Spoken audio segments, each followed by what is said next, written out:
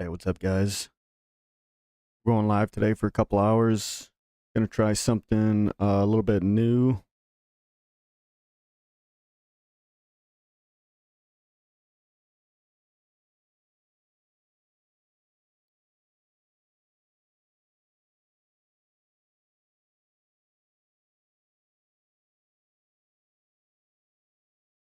Okay.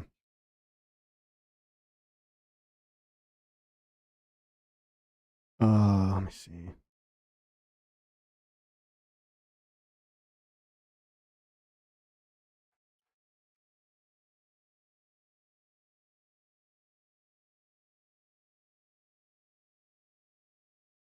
Let me figure out how I do this.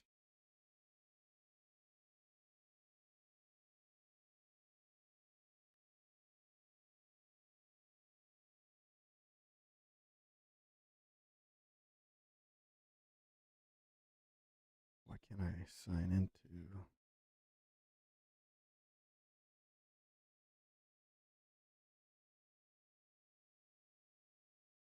chat pane?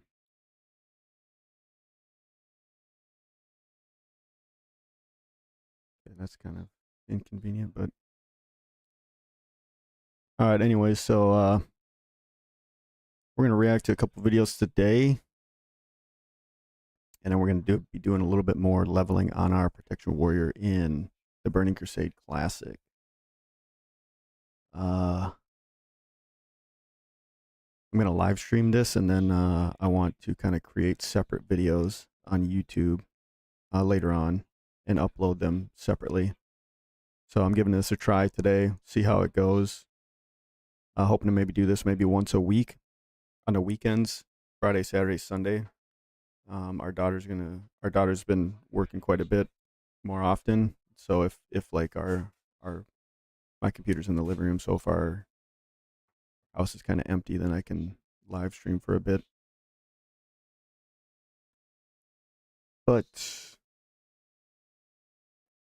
so with that, I'll show you guys what we're going to be watching today, what we're going to be looking at. Um, I've had these in my queue for quite a while. I've been wanting to do this for quite a while.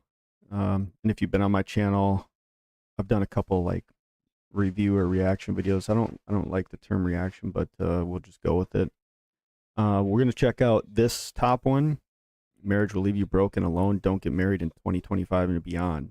And his thumbnail says your wife secretly hates you, so that's a bummer. Um, and then I want to watch this. The rules are made up, the system is rigged, and everyone is faking it. Midlife anti-crisis. It's all fake. So I haven't seen these two videos yet. Some of these in some of these that I saved to this playlist a long time ago, I've already watched. So I've already seen this one. Pearl Davis, her video here on the Outdoor Boys. I've watched that one. The world isn't ready for what's coming. My recent video on my family tree and divorce.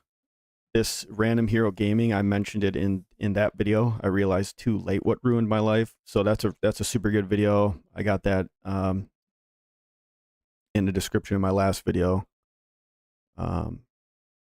So some of his stuff, that Random Hero Gaming, I really like some of his stuff. I've listened to this one. More people are opting out of the system. This Jet Franson guy, young guy, in like literally in his dad's basement.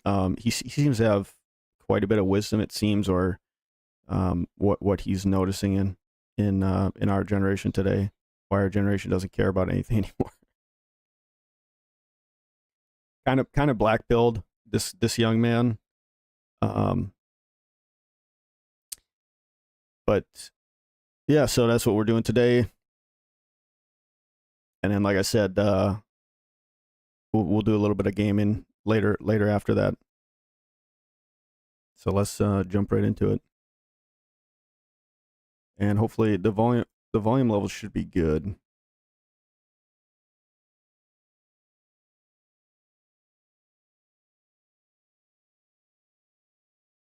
YouTube, Facebook, Instagram, TikTok. What's going on? What's up? What's up? I don't know where I'm gonna be uploading this video to, but I figured I'd make it. And it's should you get married? Should you get married in 2025 and beyond? You guys already know my answer, but hey, don't take it from me. Robert C. Eidson, should you get married? His audience already knows his answer.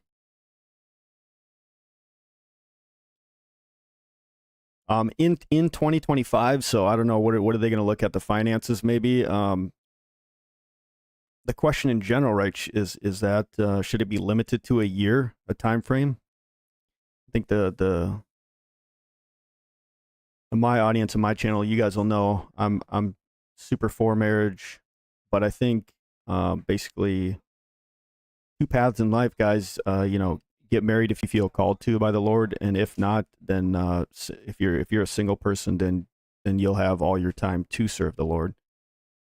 In the scriptures we read that if you when you're married, you have responsibilities to your spouse and to your children.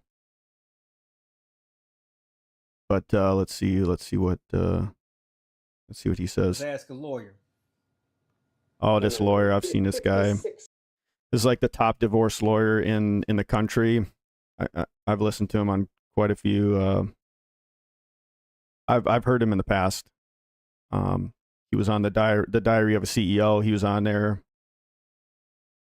6% of marriages end in divorce. Like, think about that's the ones that end in divorce. So how many people, what percentage stay together for the kids? Or because they don't want to give away half their shit. Another 10%? That's conservative. Conservative. But let's say 20%.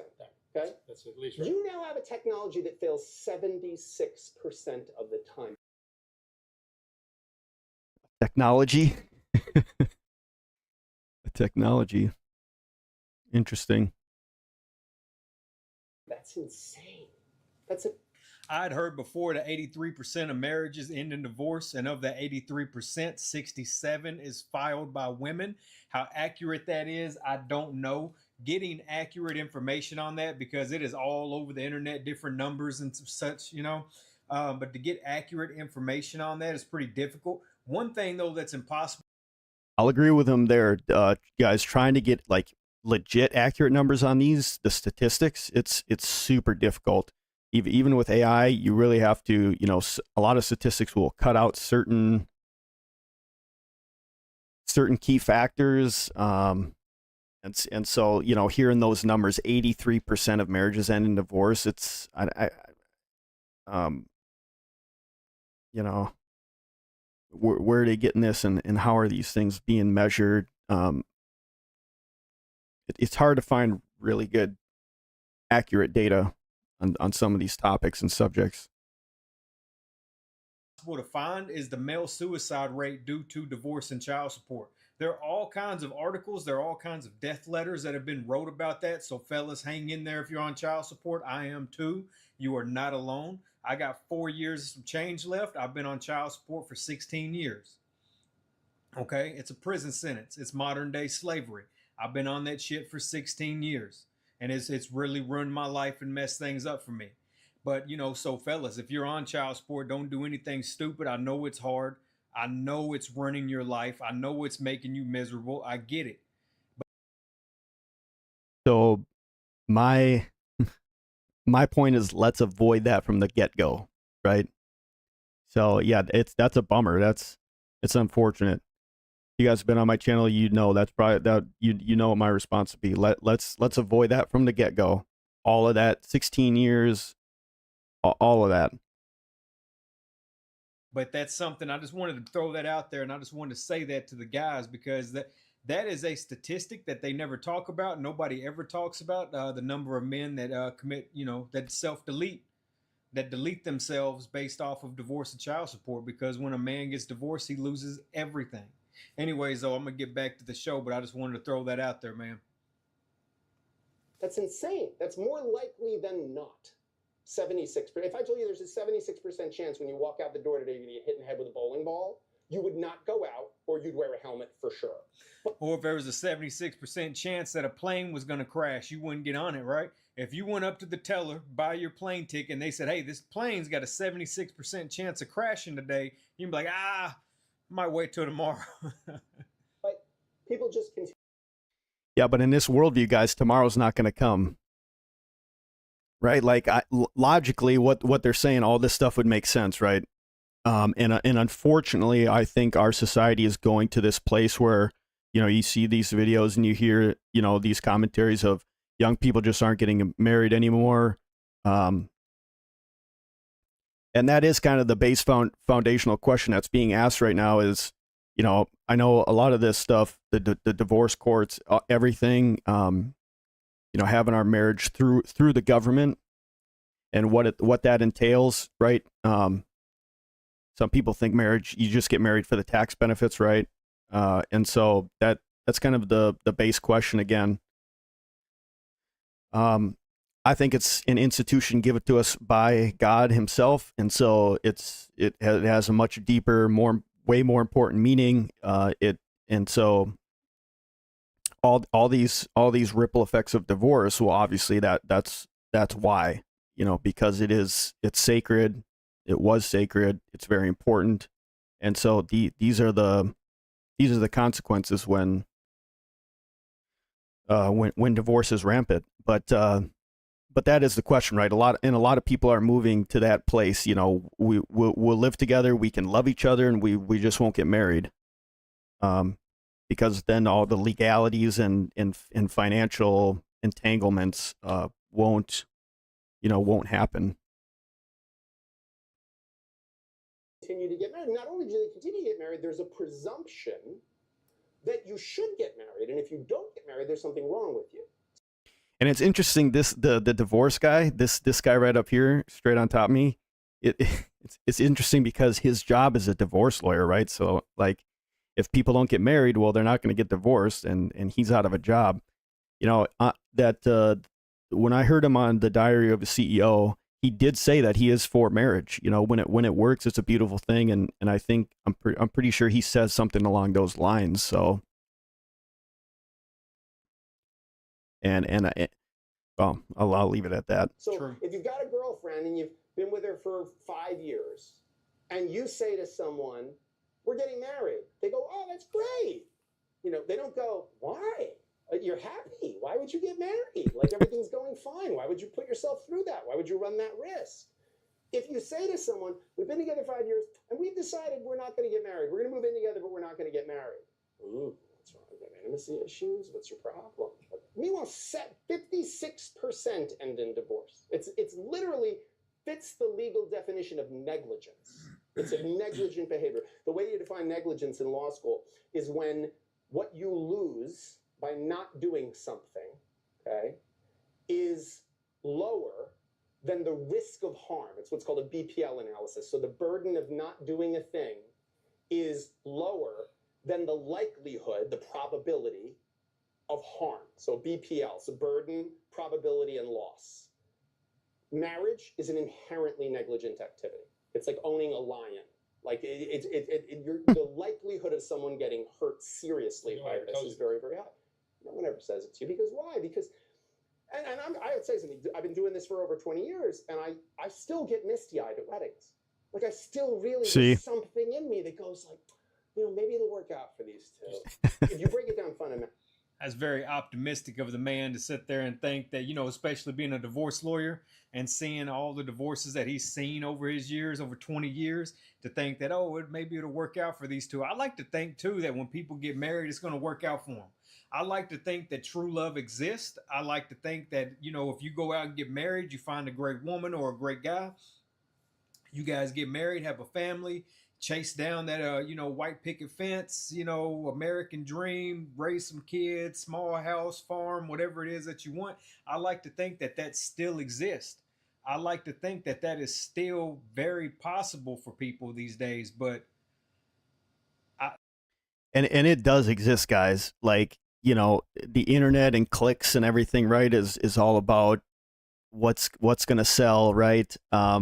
these things don't sell anymore, right? We used to get the movies, and the movies only show, right, the happily ever after. It doesn't, we don't see the day to day, the grind, the conflict, the all the norms that come with it.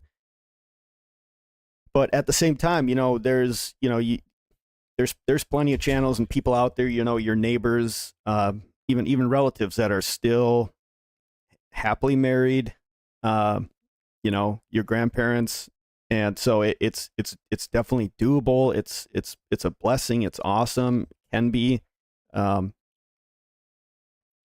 in the divorce lawyer's case, it's like if you knew those statistics, he knows, right? He's been doing this for 20 years.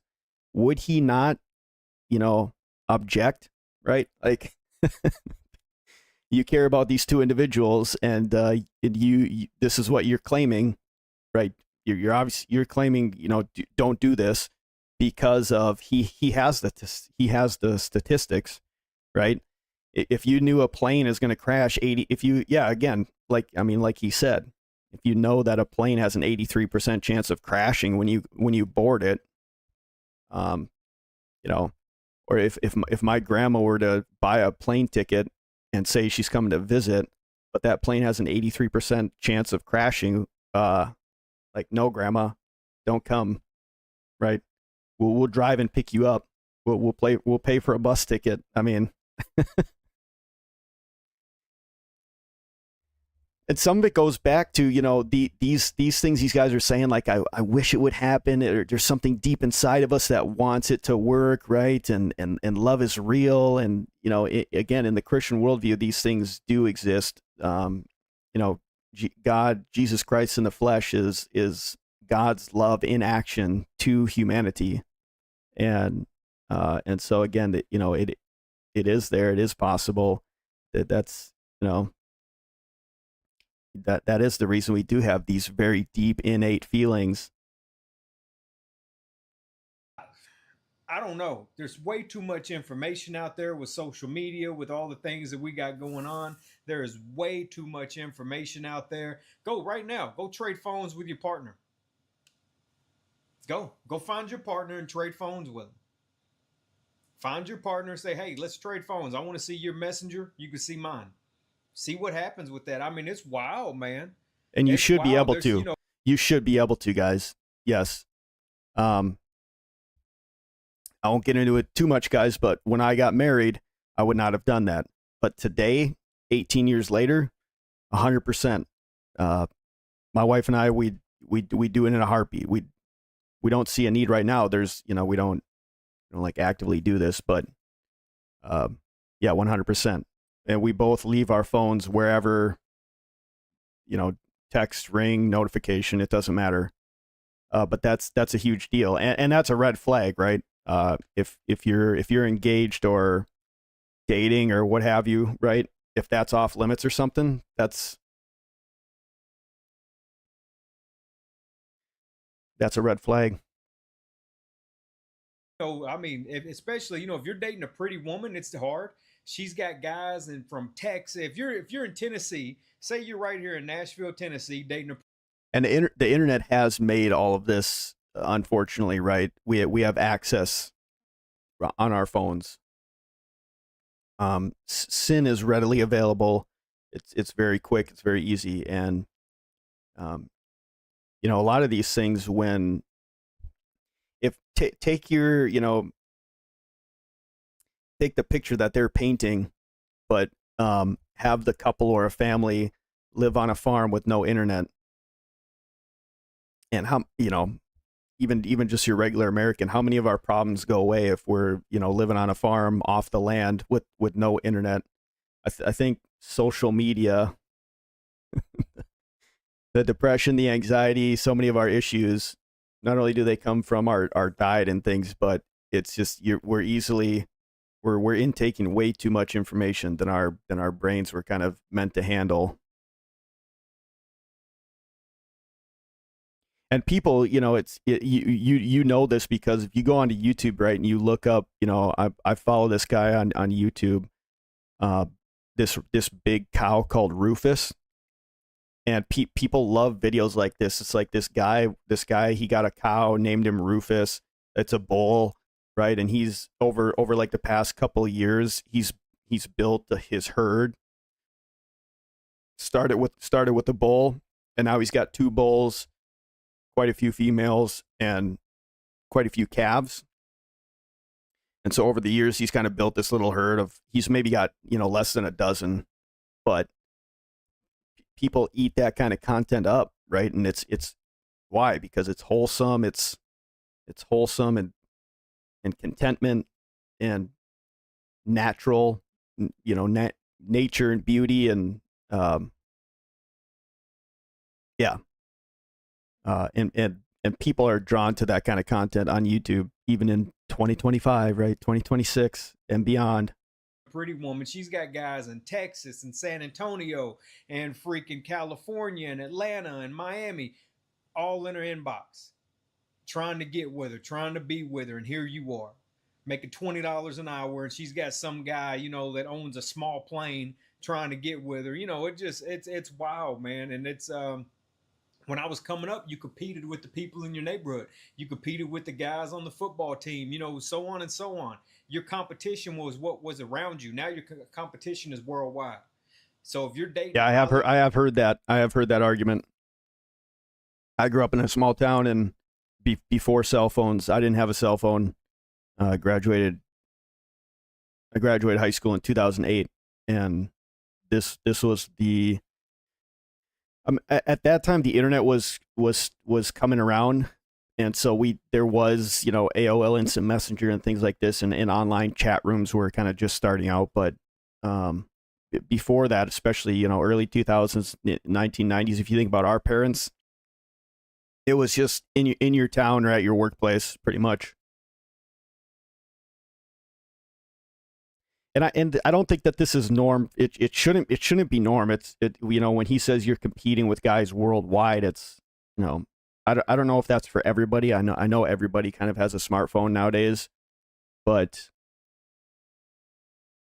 is that realistically how it is for every single person out there? And it doesn't have to be, right? Like if you're not on social media, if you live out in the country, right?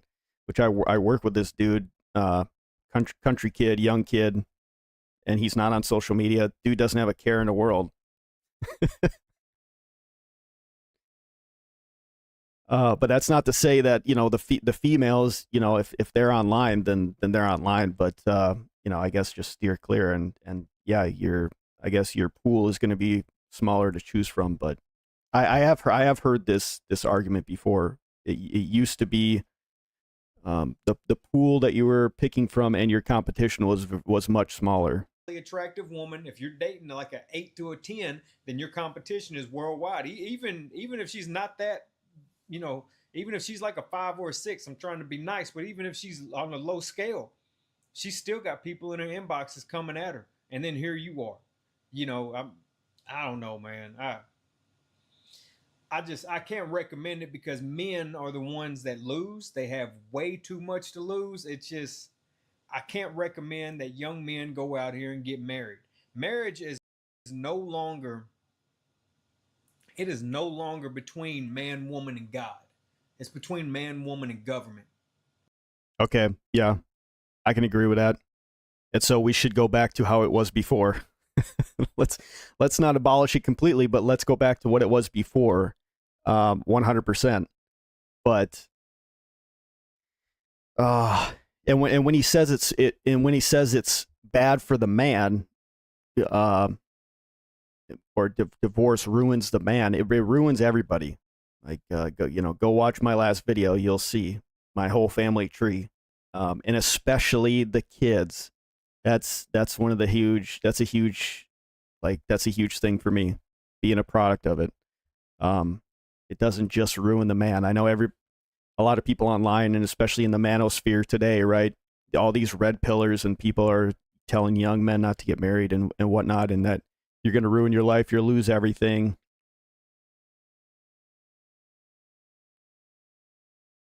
It's just not the case, I don't think. I mean, I understand what they're saying, and but I just don't prescribe to that worldview. Okay, Marriage is a business contract anymore. It is not. It's not what it used to be. I can't recommend that any young man go out here and get married. I can't. Some of you guys may have seen this man before. His video went all over it went all around. It went viral a few times actually. Did my divorce cost me? Well, this is a fantastic question. There's direct and there's indirect costs. Direct costs, I lost $106,000 out of my 401k retirement plan I spent 20 years contributing to. I also lost half the equity in the home, stocks, bonds, mutual funds, cash, and savings that I also spent 20 years contributing to. Yeah, this is what they're talking about. I also lost half of all the non-liquid assets like furniture, household goods, electronics, cars. The reason why men nowadays should not get married without having a prenuptial agreement. Keep in mind, I paid for all of these. And this is in addition to financially supporting her and her/our daughter for 17 years, which is many hundreds of thousands of dollars. Her/our daughter. Dude, see, it's just horrible, man. It's not the marriage part. It's the divorce part. So, oh, man. And that's rough. Like,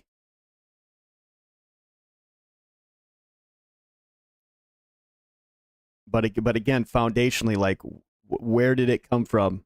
Right? It's an institution created by God. It's sacred. If we just made it up and these are the results, maybe you should get rid of it. But,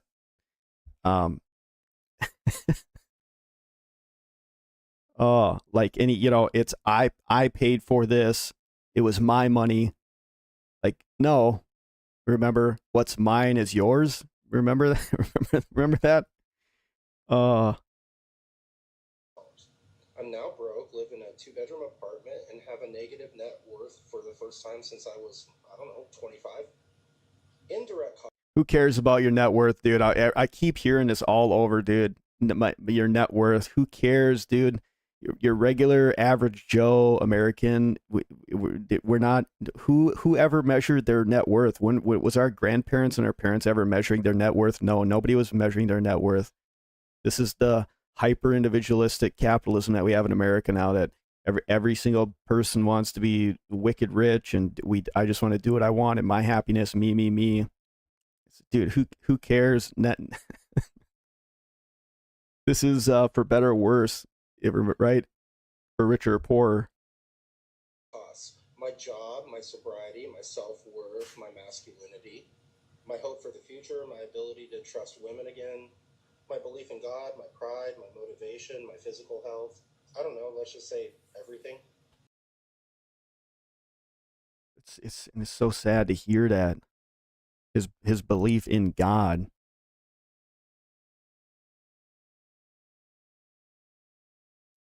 And you can, like, I know a lot of guys, right, they'll blame, feminism and the women, but what can we do? So how much am I divorced? Like he said, let's just say everything, and guarantee that 17-year-old daughter doesn't even fool with him. Probably has absolutely nothing to do with this guy. So I mean, yeah, like he just said, it cost him. But again, I'm pointing at the divorce. It wasn't the marriage that did that. It was the divorce part, right? And I think about this all the time with my parents. My parents were low, under middle class. I mean, I don't know if we weren't considered poor, but I grew up in trailer parks.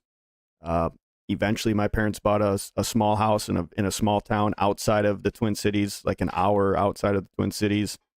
My dad was a union painter forever. My mom had jobs here and there. 3 kids, but they had a nice home. They were upgrading and repairing it and maintaining it. To eventually 2 vehicles. We never had a brand new vehicle. And then after the divorce, what happened? They lost, one income can't support that, right? So the house is gone. Cars are, the paid off cars are gone.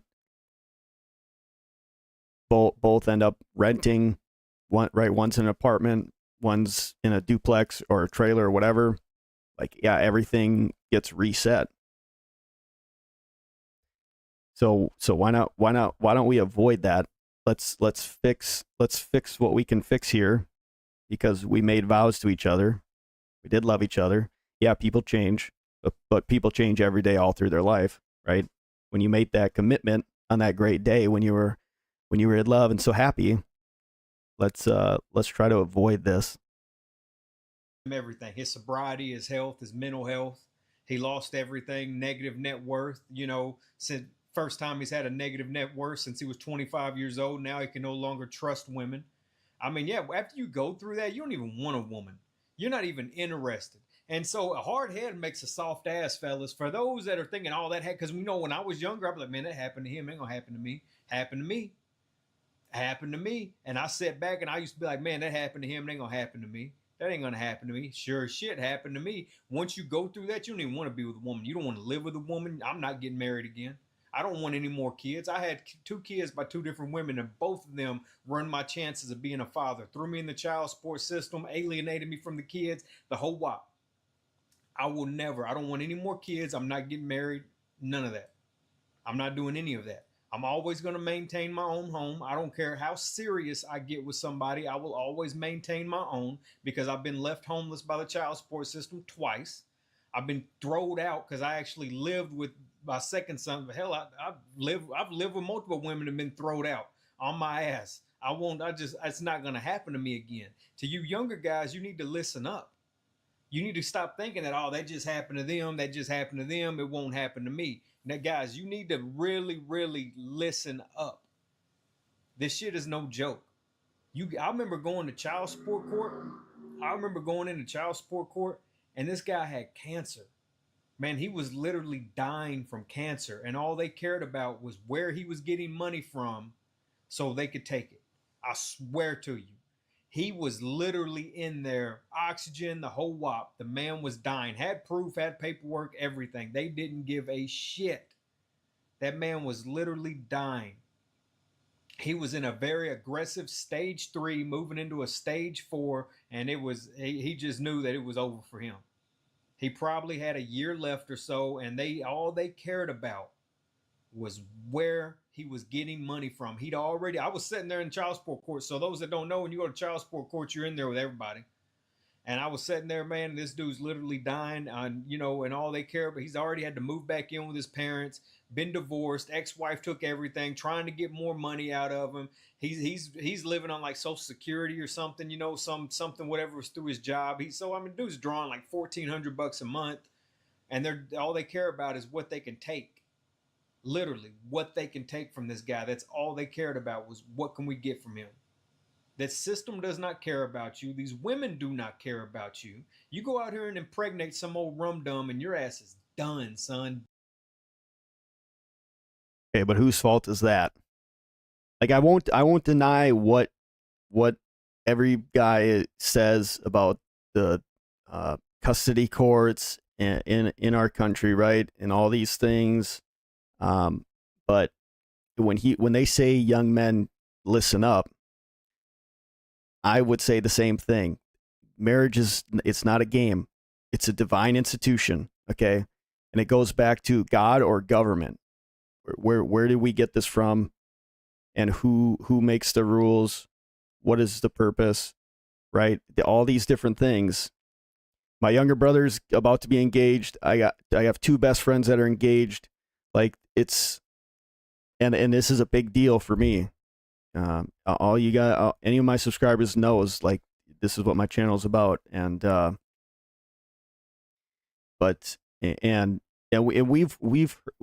all heard these stories. We've heard the stories. And it's unfortunate, but it comes back to the choices that we make. This guy's like, when you just get some rum dum pregnant, well, yeah, that's a choice that you make, right?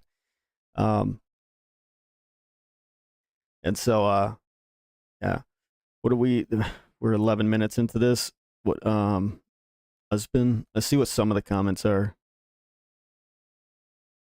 A woman can love you one day, telling you she can't see herself without you. Then the next day, she ain't feeling it and calls it quits. Yeah, I'd say a man can do that too, right? Like anybody can do that. And what the common response would be is, well, the man's the one that gets screwed over, right? Um, that's what people would say. I'd say everybody loses in divorce. You can say women are living off of, alimony or whatever. I don't think in the average day-to-day Joe, us bottom 80% of Americans or whatever, like maybe Jeff Bezos, like all those, maybe in their cases, right? You could say that, right? The women, because we're talking about billions and millions of dollars, but um, you know, I I don't know that in the bottom, us bottom dwellers, that's quite the case. I think everybody loses. Wrong. My wife doesn't secretly hate me. She openly hates me. That's kind of funny. I am 48, single, never been married, no kids. I dodged a nuclear missile for sure. You're well, again, marriage isn't for everybody, but I think it's for the majority of the population. Kids are a huge blessing. Marriage is a huge blessing. My wife has been a huge blessing to me. It's part of the reason where where I am today. A woman's love is transactional, momentary.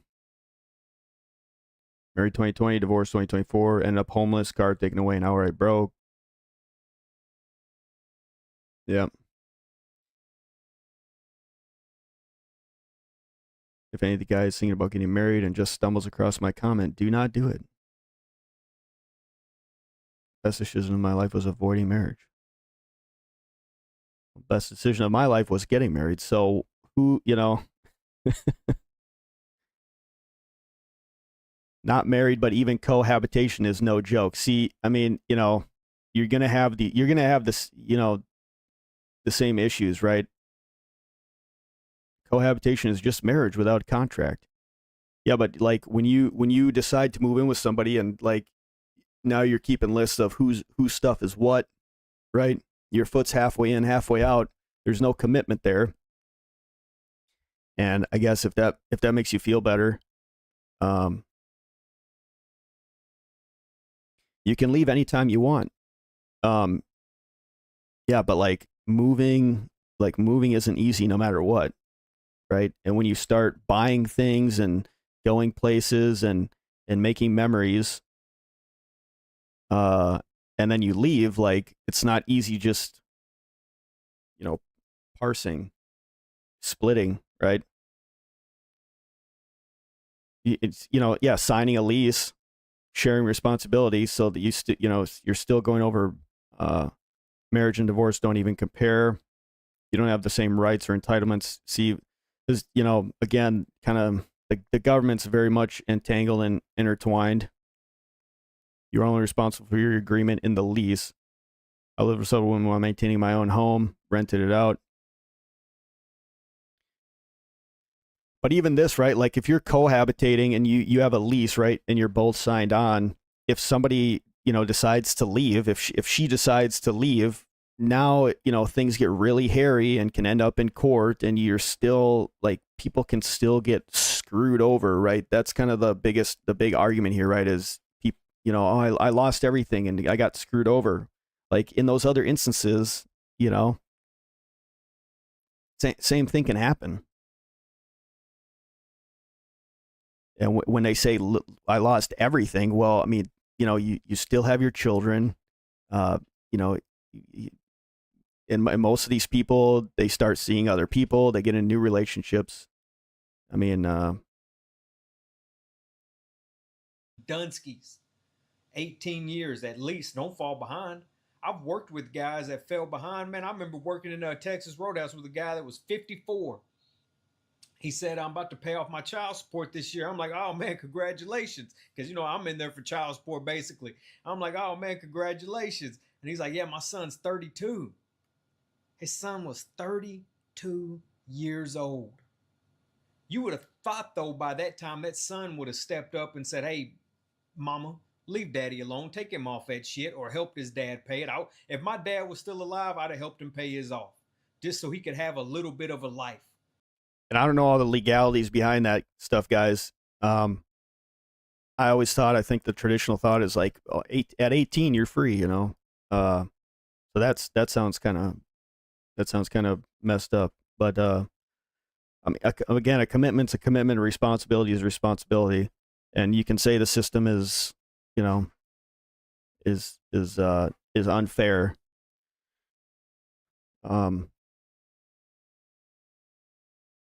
But and even even for the people that can't afford it, right? I got a really good buddy that unfortunately just got divorced. They have 3 young kids between 5, 7, and 9, and immediately both parents are seeing other people, and it's just like it's not good for the kids at all. Like that situation and being raised like that is not good for children. And so even if the finances are all good, right? Like both these people make a ton of money, it's still a no bueno. No bueno in my opinion. So he could have something for himself, because you get nothing. You get to have nothing. There's no, if you're on child support, man, this is for the average man. If you're an average man making less than, I'm going to say, 6 figures, and you're on child support, there's no retirement. That's me, for you, man. You're not buying a home. There's no retirement. Like, you're struggling, especially if you got a bitter baby mama that does that 2-year increment shit, to where they wait 2 years and they keep having your child support raised every 2 years. So basically, like right now, my child support's $1,000. They wait 2 years because I have to increase my income to afford the $1,000 payment plus my livelihood.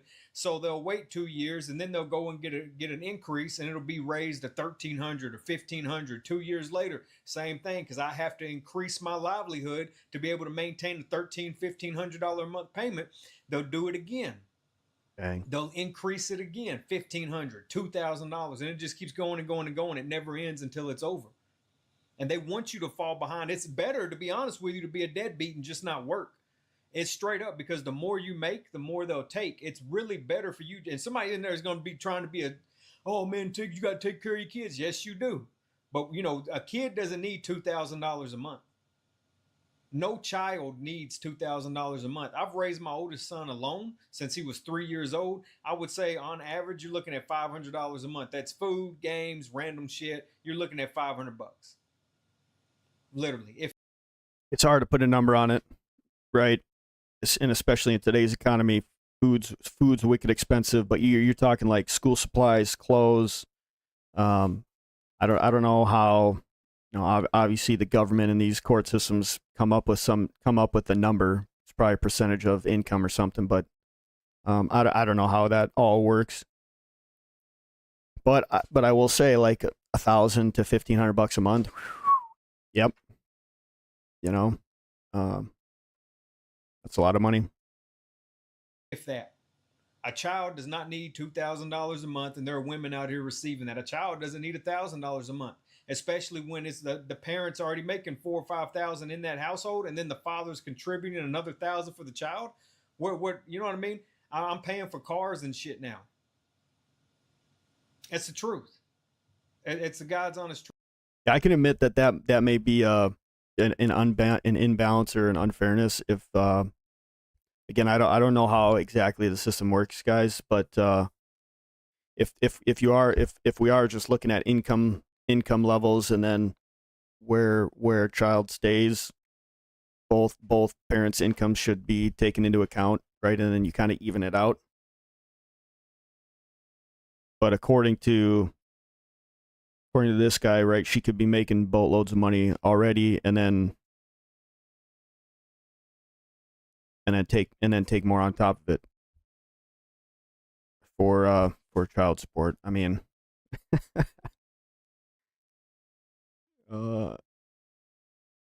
avoid divorce, guys. I mean, yeah, we'll get into it here in a little bit. And we all know it. And nobody cares, because the system is designed for the father to fail. It's designed to keep him in and out of the system, in jail. A lot of people don't realize that, take me, for instance.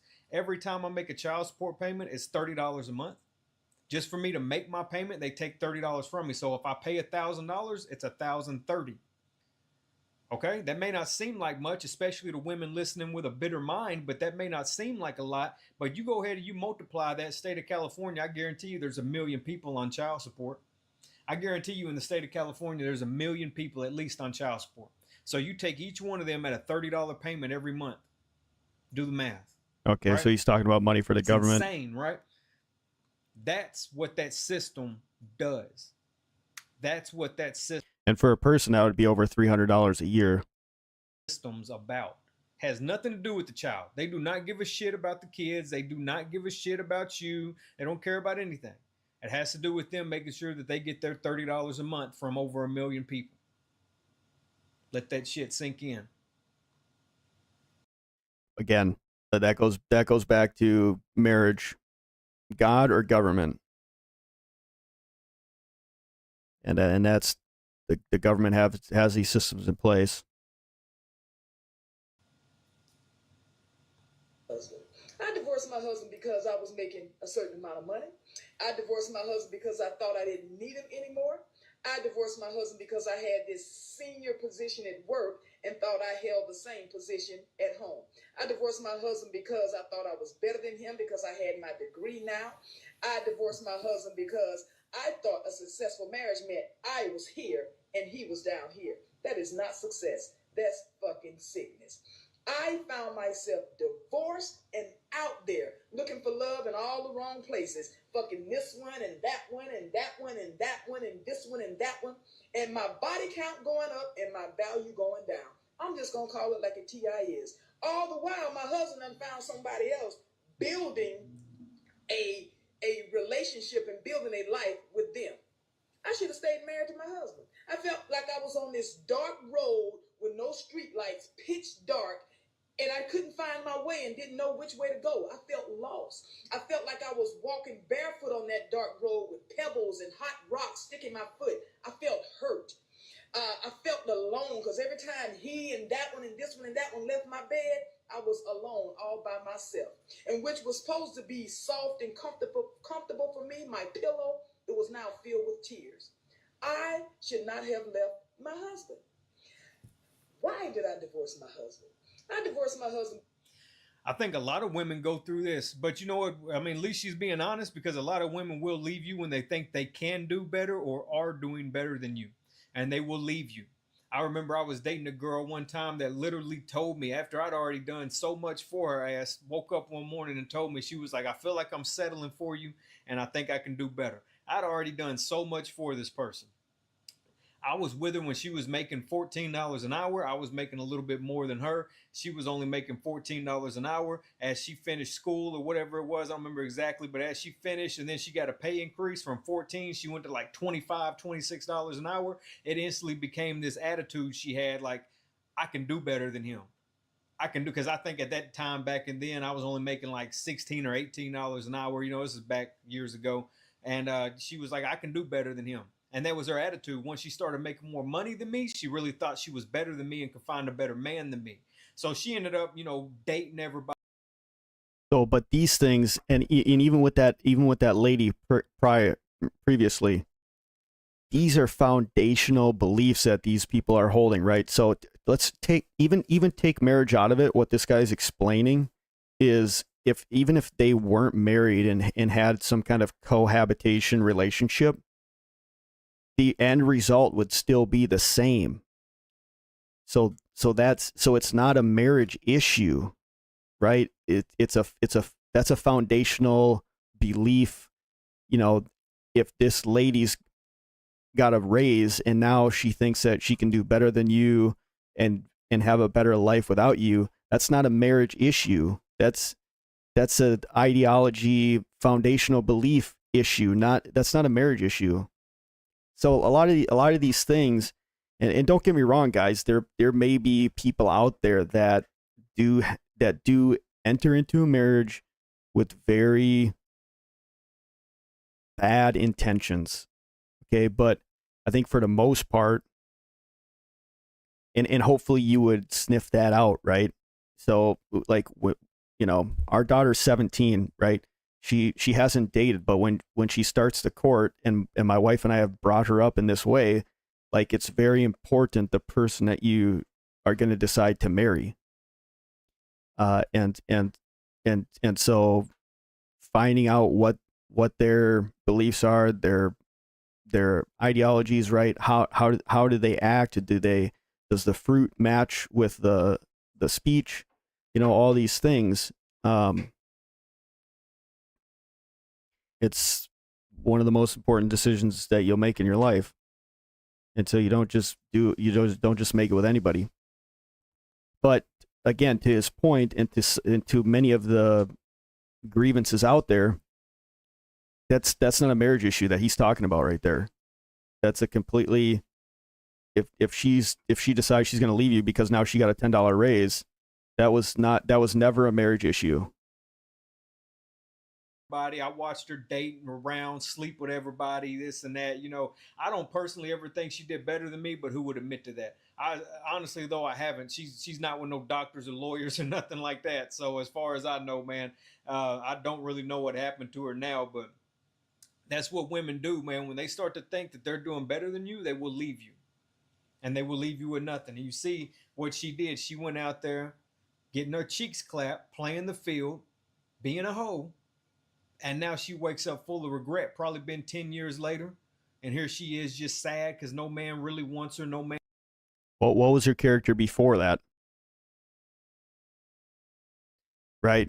Like we make these generalizations, you know, when he says women are going to do that, you know, they're going to leave you when they're doing better.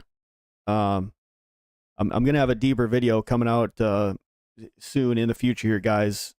Called "Till Death Do Us Part," and we're going to talk about these things. What do these things mean for richer or poorer, for better or worse, right?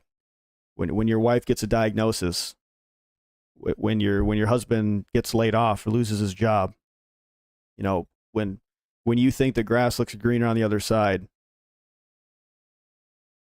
right? Do these vows mean anything?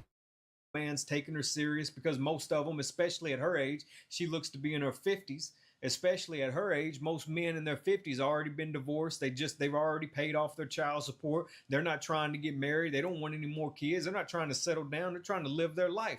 What women don't understand is our value increases as we age. As we age, our value increases as long as we take care of ourselves.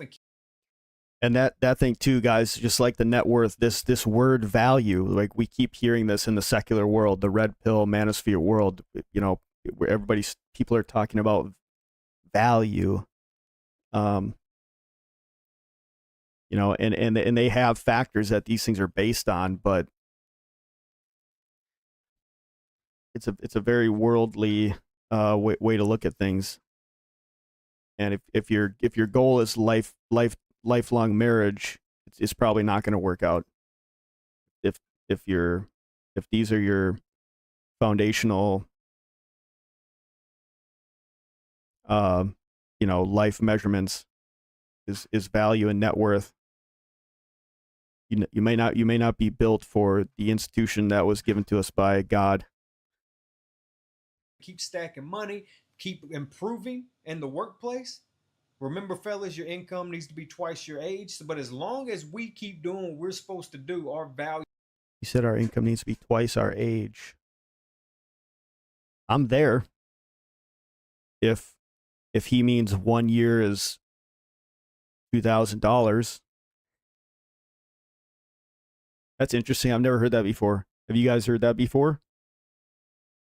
Did he say that? But as long as in the workplace, remember, fellas, your income needs to be twice your age. Your income needs to be twice your age. Doing what we're supposed to do, our value interesting doubles, triples compared to them. Our value increases, theirs decreases. So they're in the decline. That's what they talk about, the wall. She hit the wall. She's in her 50s. Men in their 50s, they ain't trying to get married, and especially not to a 50-year-old woman. See, guys, it's just, oh man, it's sad to hear. That's the secular worldview, humanist, you know, like that. I don't know that logic comes, that's not wisdom from the Lord. When we say value, you know, we all know the biological clock that females have. Yes. but that's the only value that we put on them? When you think about like your grandmother and your great grandmother, or you think about you know, yeah, a mother in your household, like she has taken care of your kids, you know, not in one of these divorce senses, but you know, take a mother, take a grandmother who has built her household, served her household well, you know, has kids, grandkids. She's losing value as she gets older. See, guys, that's, you know, that's a really worldly way to look at things.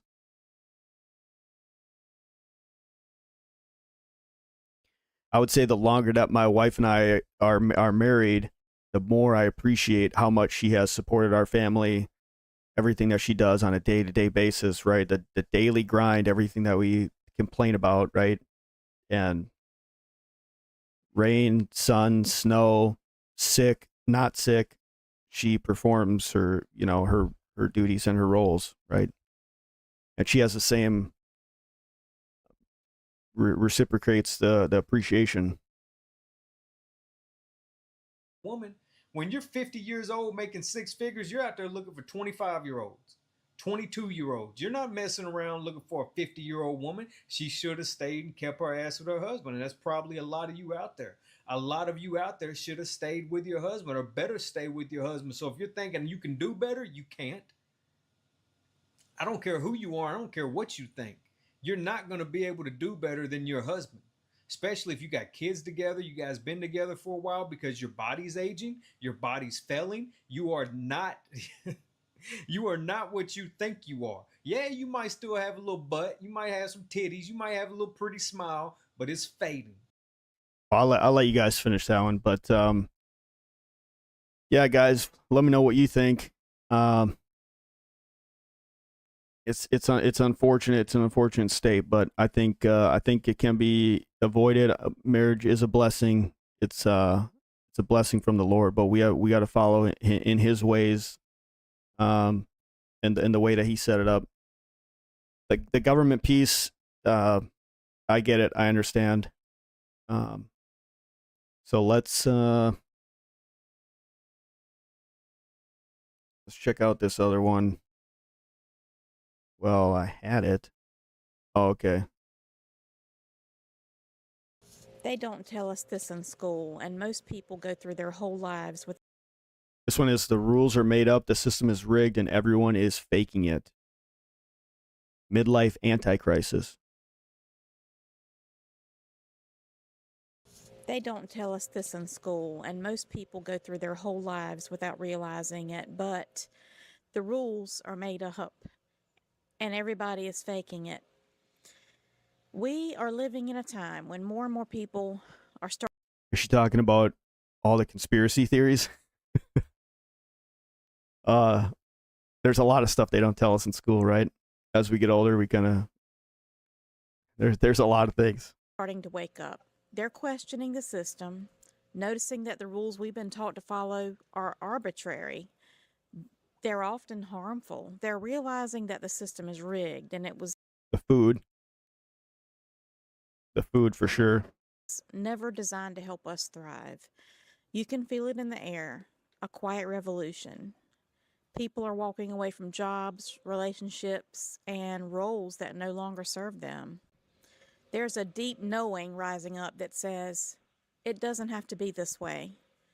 This video is for anyone who's starting to question the script and wondering what might be possible if you stopped following the rules that were never real to begin with.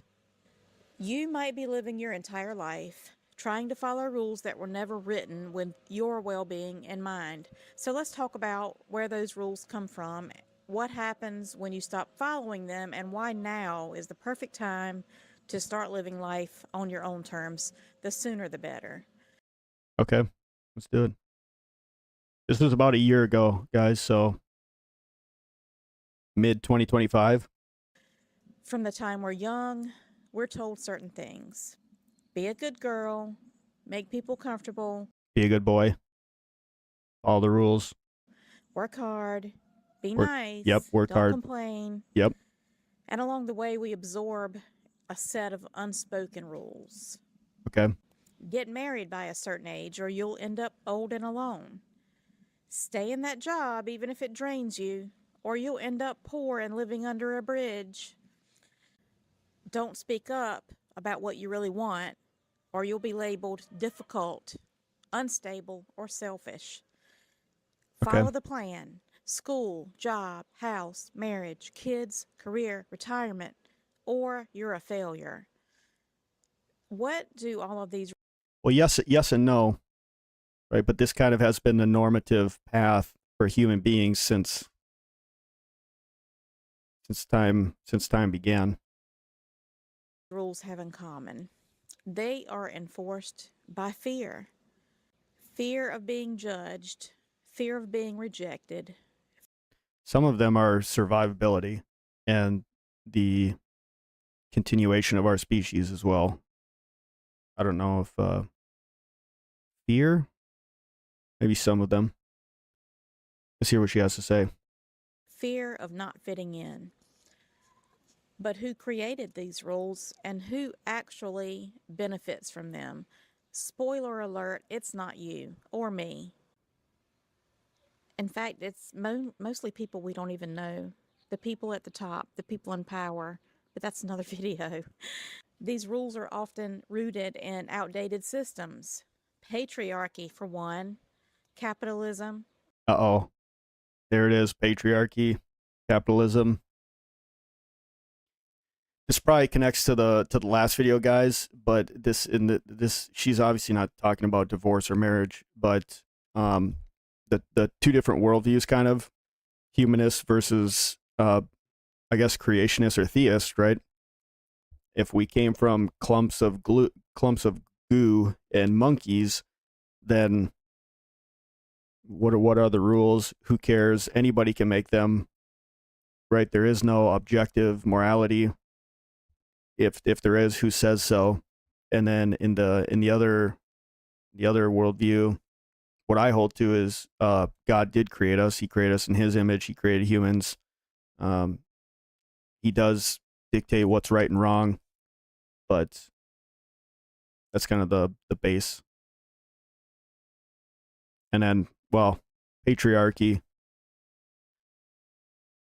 That is a whole nother video, but yeah, people don't like that. Tradition, religion, and other forms of dogma. They were not designed to make you happy. They were designed to keep society predictable and comfortable and to keep the masses under control. Okay, but again, some of these, even from a secular worldview, if you think about the survivability of the human race and the continuation of the human race, you do need men and women to come together to have children. Best case is the nuclear family to do this on large scale, and so some of these things are just going to naturally happen, right? The natural law, and then roles, provision, people need to eat, et cetera, et cetera. So sometimes it's nice to philosophize about this completely anarchist world, right? And everybody is a free spirit, gets to do what they want, and this lady has a lovely garden behind her, and but again, even from a naturalist perspective, like how does the human race continue with that? The day that you stop asking for permission is the day your real life begins. And I say that as someone who followed all the rules. I got married young because that's what good girls were supposed to do. Otherwise, I would have been cohabitating with my boyfriend and been a disgrace to my parents. Well, that was a mistake. So then for years, I achieved degrees, raised my kids alone and determined. I invested in a little real estate, and I built a successful career in healthcare. And for a while, I was proud of it. But under the surface, I was exhausted, disappointed, disconnected, disillusioned. unfulfilled. Walking away from that job felt a little terrifying, not because of the anxiety that I've always had around money, but because of what other people might think. When you go off script like that, people get uncomfortable and they'll project their fears onto you. When I tell people that I'm not looking for another relationship, which has been true for at least the past 10 years, they assume I must be lonely and bitter.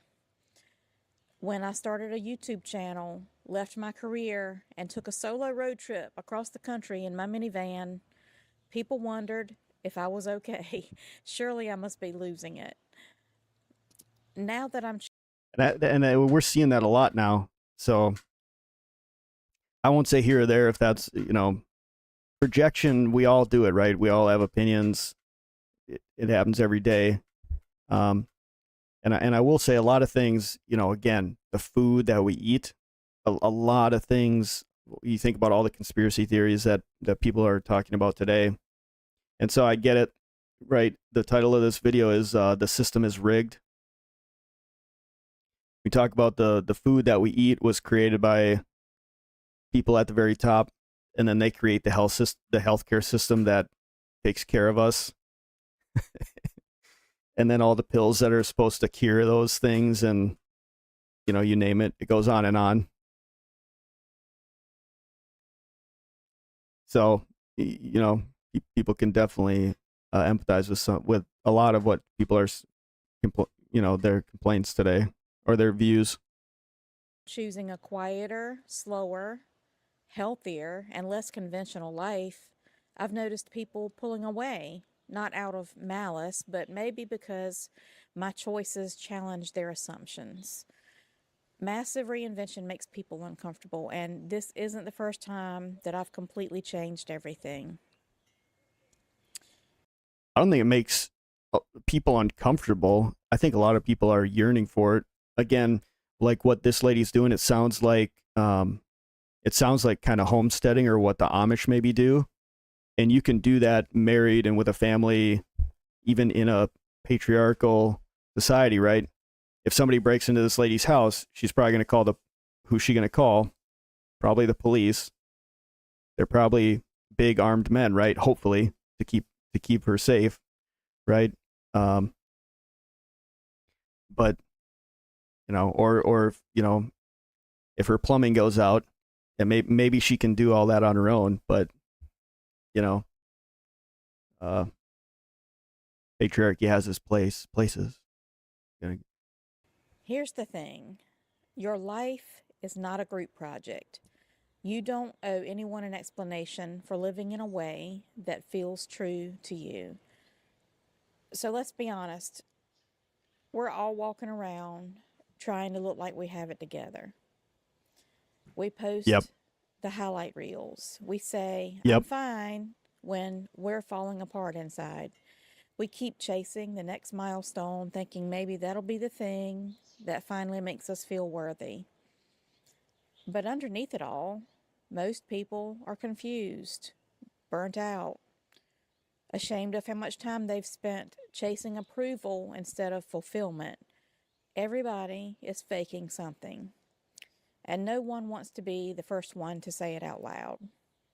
Okay. So we keep performing. We fake our confidence, our satisfaction, even our joy, because admitting the truth that we feel lost or tired or like something's missing feels like failure.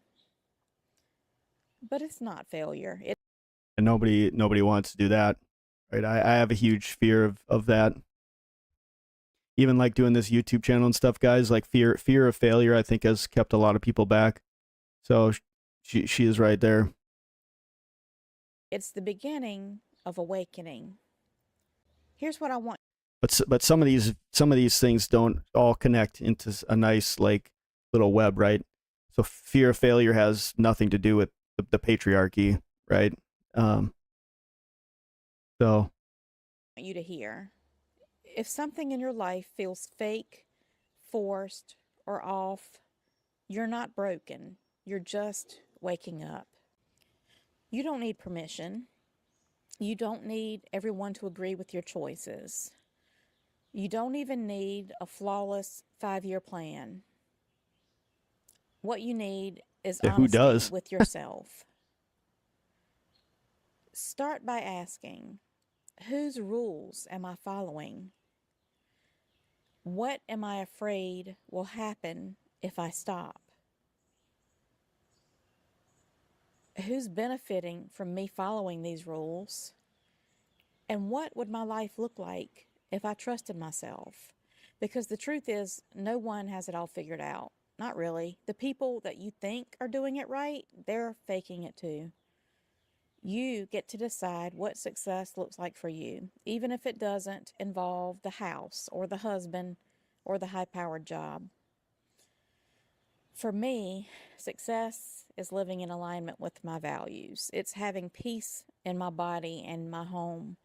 It's the absence of drama and the absence of having to do something that I hate every day to survive. I think everybody could agree with those things.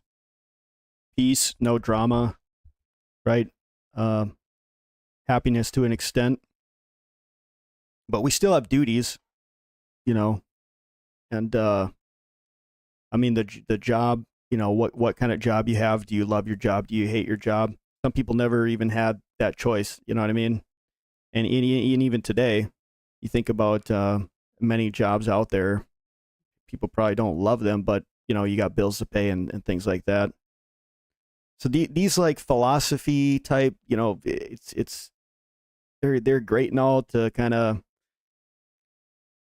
a lot of times it's so vague, right? And your truth and your happiness and you're the god of your own life. They're kind of, I think they're empty platitudes kind of, but I mean you sympathize with the complaints and some of the things.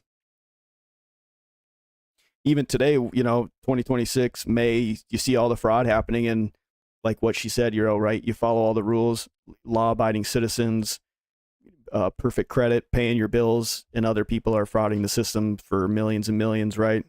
Your taxpayer dollars. So, It's feeling proud of the life I'm creating, even if it makes no sense to anyone else. If you are starting to wake up to the fact if every single person on earth had a life that made no sense to anybody else, what is that? What would that look like? It's pretty interesting. I mean, and again, you kind of see what you kind of understand what she's saying, but that the life you've built doesn't actually feel like yours, even if you're already in your 40s, 50s, 60s, and beyond, you're not too late. You are right on time. You didn't waste your life. You were just gathering evidence that you needed to make a change. So, if the rules aren't working for you anymore, throw them out. Write new ones that fit you. No one is going to come after you. There are no rule police. You get to make your own rules. Your real life is happening right now. see, it sounds really good, but there's no like specific things, so it's kind of hard to track, right?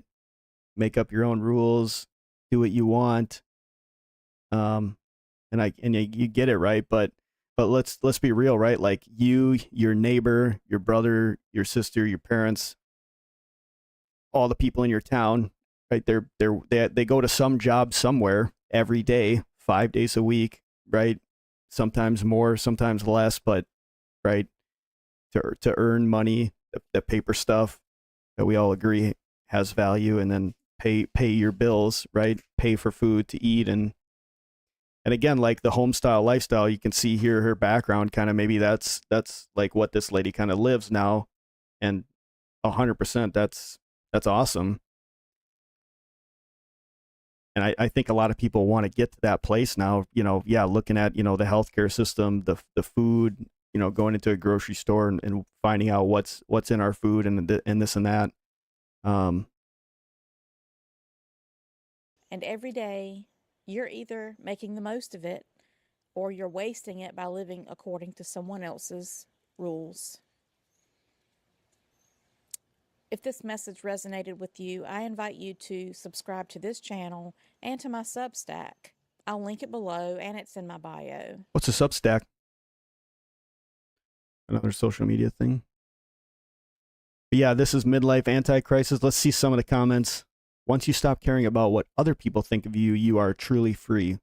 Yeah, I kind of get the vibe of like, don't keep up with the Joneses type thing, right? I think we all have like these expectations and these wants, and in the 90s, it was like keeping up with the Joneses, right? I realized the game was rigged when I learned it takes 30 years to pay off a wooden box, and if you try to build your own, the city will tear it down. You never pay off your own home in North America and probably in South and Central America too. Same in the UK. You didn't waste your life. You were just gathering evidence. Yeah, so in the end, I mean, right, she did say you didn't waste your life. You're just gathering evidence. So open air slavery, it's a prison planet for most. When people tell me the system isn't working, I point out that it is working just fine. The problem lies in thinking it is supposed to work for us. Yeah, so that's big. That's a big one, probably. They treat like criminal for not having money, like it's some kind of moral failure. I mean, again, you got to have money to pay your bills, right? We live on planet BS. That's the reality. Talking to my husband about this entire system is built on fear. It feels fake as all the people who expect you to be like them.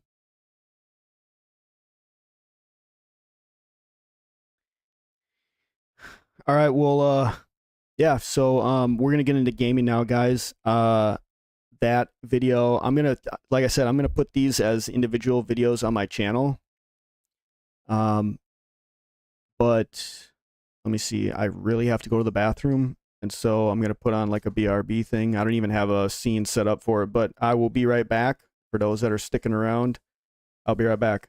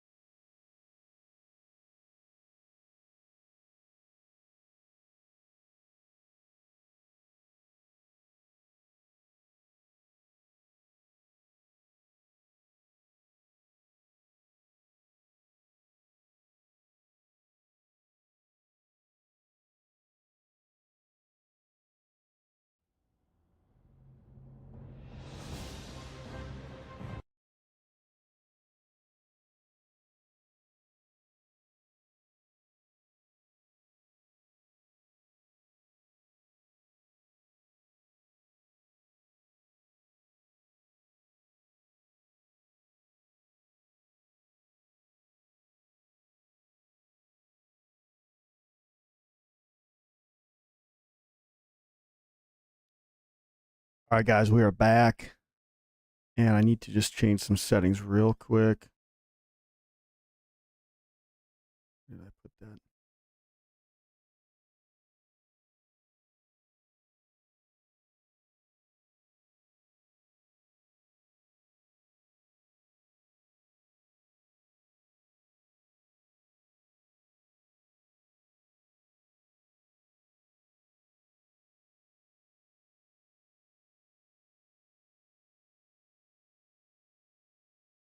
Okay. I'm going to update our stream status here. So we are going to be doing some leveling on our warrior.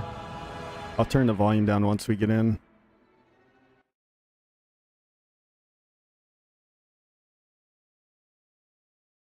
I don't know how to change the...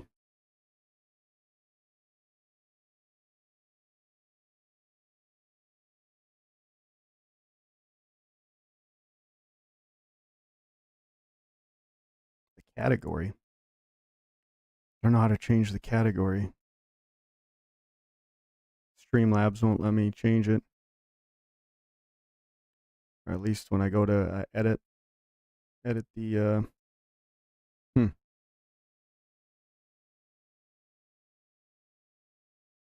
live dashboard.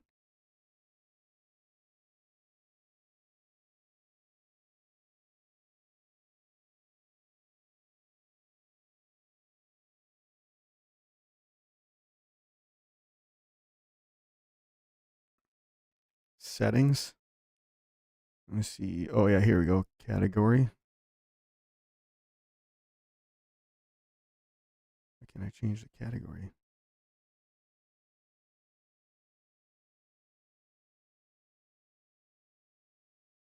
I go to edit and I can't even change the category.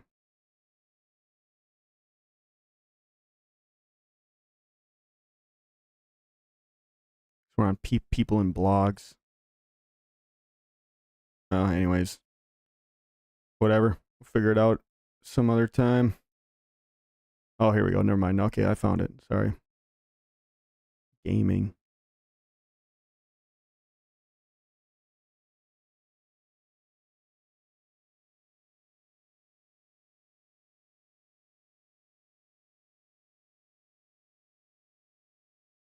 World of Warcraft Classic, kind of, I guess.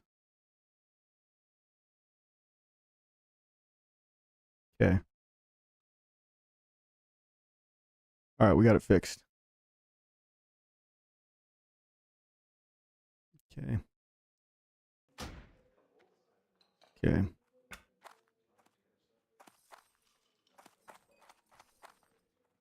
So my last live stream last weekend, can't remember what level I was. I wasn't quite this high.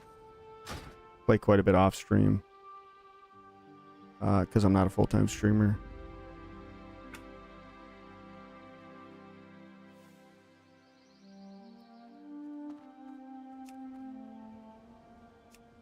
Turn this down a little bit.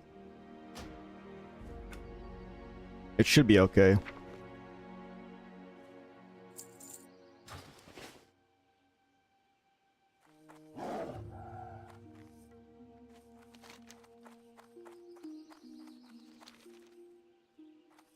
But what we are going to do today, I don't know, maybe for the next hour or so, finish up these quests in Red Ridge. And I want to make my way to Duskwood. So that'll be our next questing area. I've done most of the quests here. Oh, this is a kind of a group quest.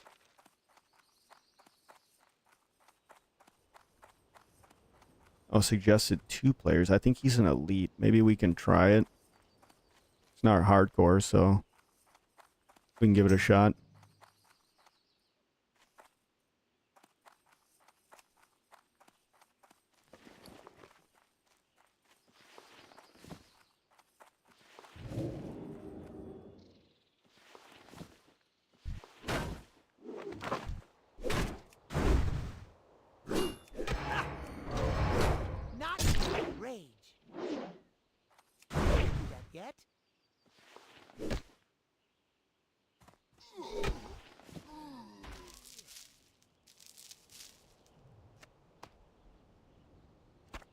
Tighten up my bags a little bit here.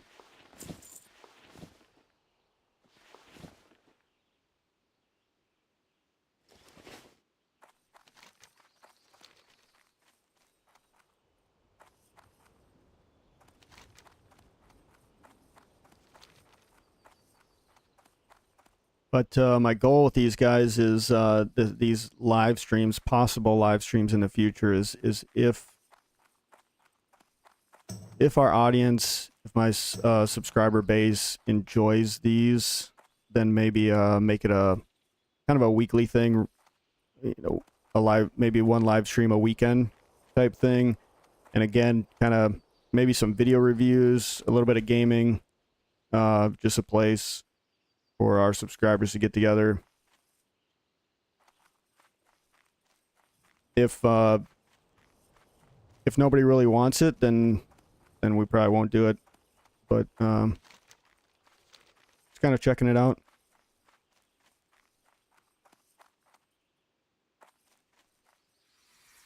Putting the feelers out there for it.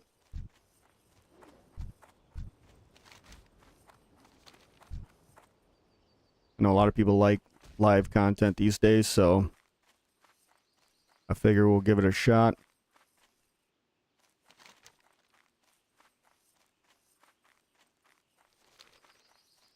One of these was a chain quest, so I did this area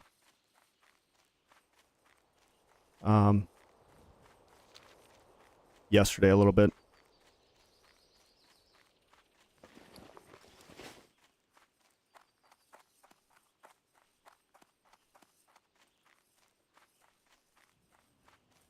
But I had a random priest and warrior with me. And with the priest, you just get, you know, free heals. But this will be on my own. So I know the orbs that I need are off these casters. These melee guys won't really give us an issue, but casters do a lot more damage. So we'll see how this goes.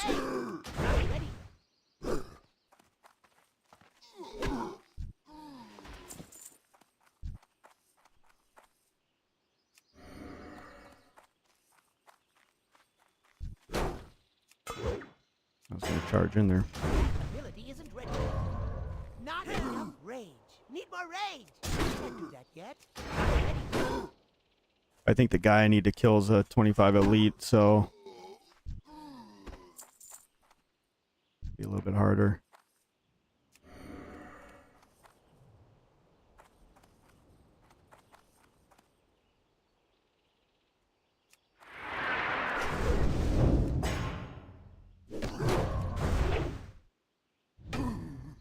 So my revenge does have a 15% chance to stun him in my talents. I'll probably finish up those other points, but I got other ones that I want to put in first.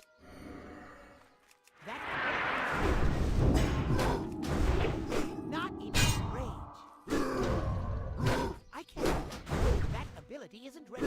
So I can't shield bash one of their casts to reduce quite a bit of damage. Or mitigate. Not ready yet. Can't do that yet. Basically, if their spells go off, then they hurt. Looks like these have a pretty good drop rate here. That's 2 of 2. I think the guy that we need is out here. Yep. And he's got a caster with him. Oh boy. That ability isn't ready yet. Not ready yet. That ability isn't ready yet. And I can't I can't do that yet. Not ready. I can't do that yet. Not ready yet. That ability isn't ready can't yet. use shield bash without a shield on. What I was gonna do is put on a big two-hander that I have and Can't do that yet. use retaliate.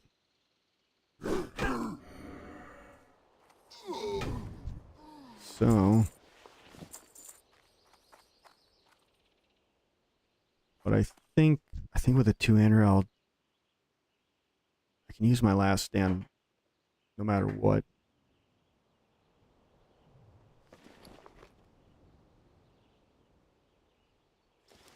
Let me just try with my shield and mace. I can still use I can charge in, use retaliation, and then switch over to D stance.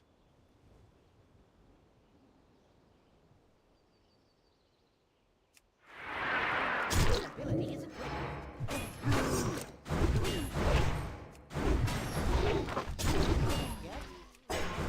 Not enough I lost all my rage switching. Still have retaliation up for a couple seconds. And I can do last stand. Not ready. Ability isn't Pot if I need to. Need more range. I should have used demo shout right Not away. ready yet. Ability isn't ready yet. Not enough range. I'm out of range. I can't do that yet. Heck, you fool. Not ready yet. Cool, yeah, so that's that other orb. Now I think we just kill him here. Need more range. Maybe. A pot. Not enough range. Cool. Need more range. Not enough range. I can't do that yet.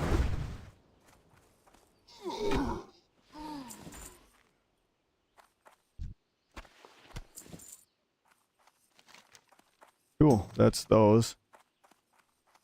See, I want this tin vein over here.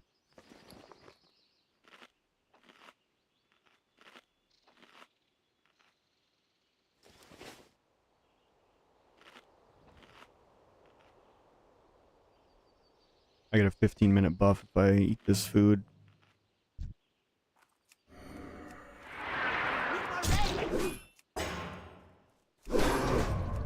That ability isn't ready yet. Not enough range. Not ready. That ability isn't ready yet. I can't do that yet. That ability isn't ready yet.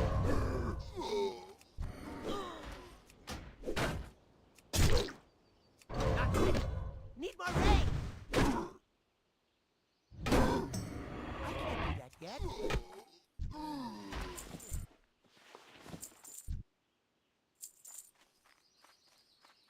So I tanked Stockades the other day. I did all the quests. I think like 5 quests in Stockades. And realized how rage starved I am.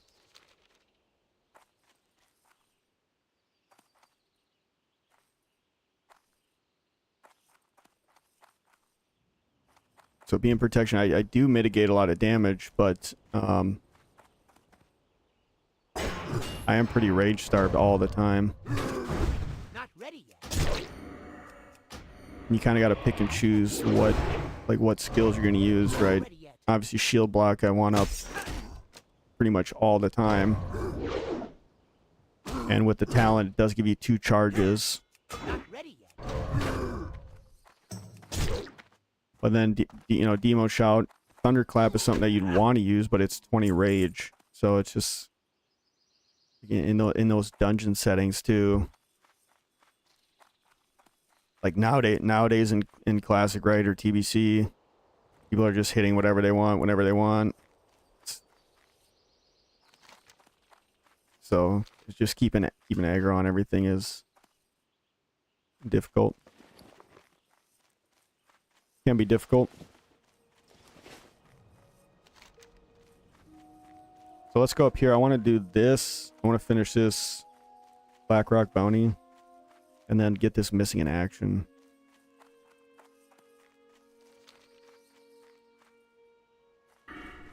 And then, so yeah, talents. So I want to finish up toughness. I'm at this row now.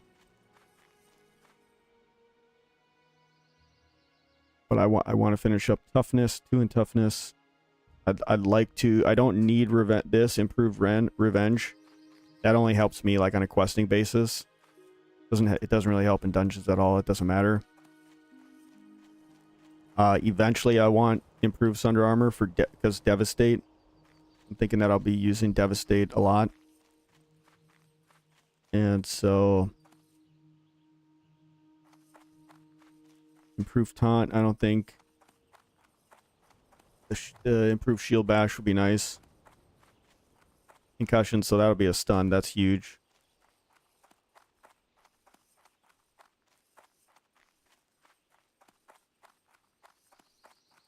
Increases the threat generation by your attacks. I must have been reading a talent on my protection paladin that reduces damage. It was like a flat percentage reduction.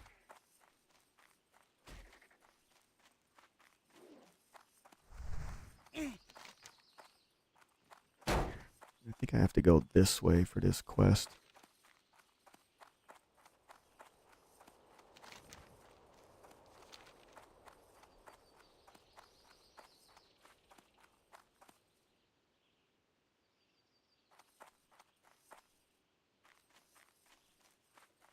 I have these icons on my mini-map for, like, I think rares.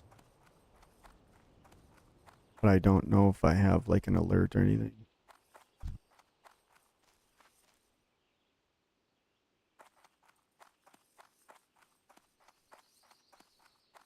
I use numlock for my auto walk. So that's what you see there. You see numlock. It's just my auto walk. Ooh, summoner. So that's gonna be a caster plus their imp.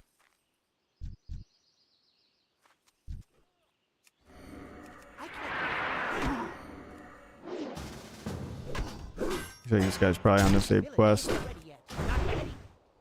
Same quests. Let's see. Yeah, Black Rock Bounty.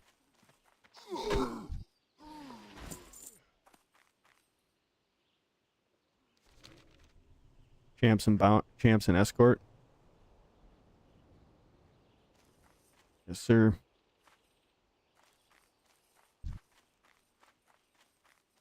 $24 lock.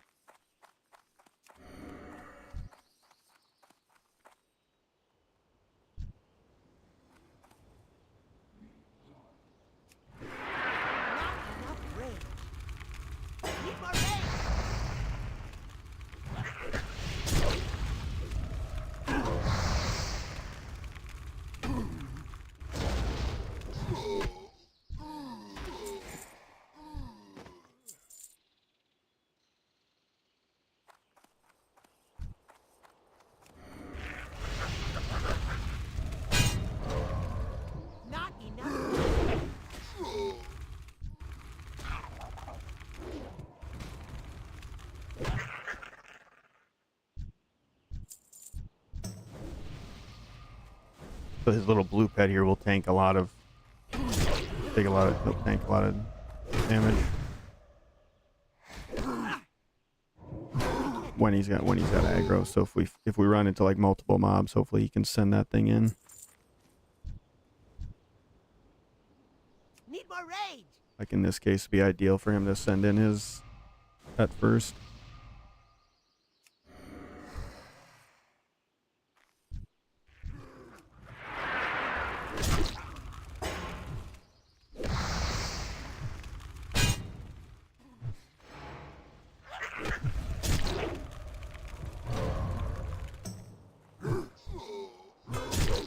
Not ready. Not enough rage. Need more rage. That ability is not enough rage.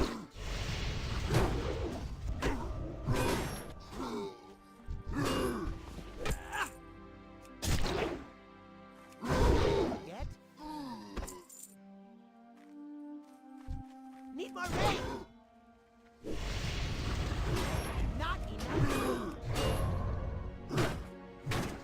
And this guy's 24, so we're both kind of at that place where we're going to be aggroing pretty much everything as we walk by it.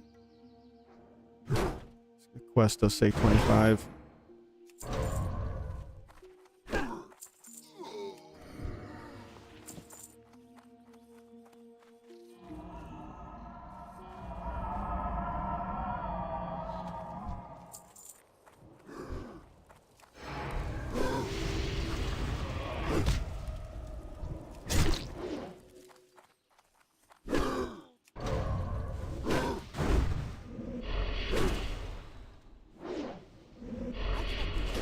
Oh, he banished his pet. Missed it. Not ready yet. Need more range. Not enough range. Need more range. That ability isn't ready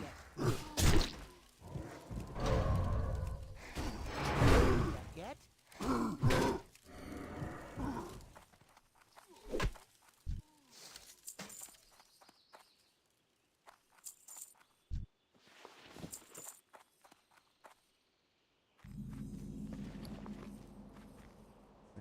This might be a little bit tough for just the two of us.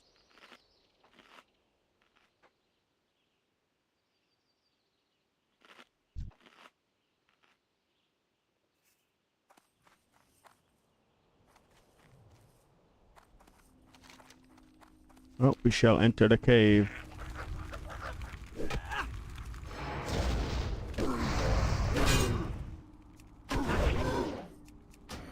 See, there's that stun.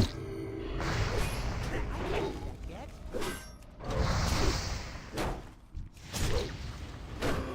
Not ready yet. Oops.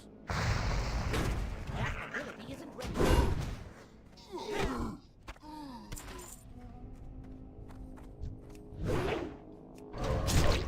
I feel like the stun happens a little bit more than 15%. Not ready. But maybe not. I use it quite often, so maybe That not. ability isn't ready yet. Not ready.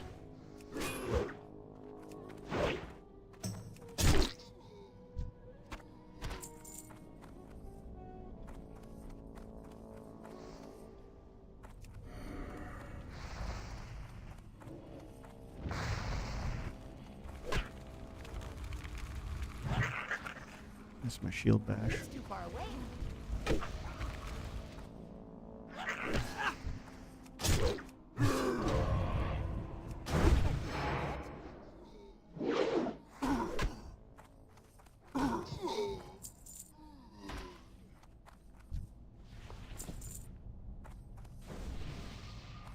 Okay, let's see. There's a tin vein in here I'd like to get. That ability isn't ready yet.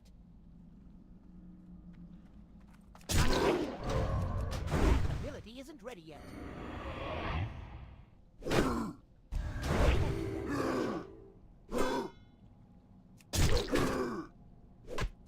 ready. Where's my guy at? He's way down there. That ability isn't ready yet. I feel like I've stunned both these guys once. That ability isn't ready yet. Not ready yet.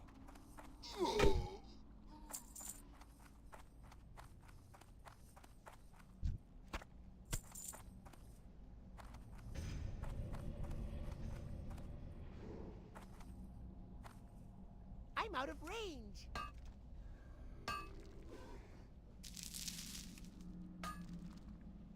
127 mining. And I think I can level it up next time we go into town.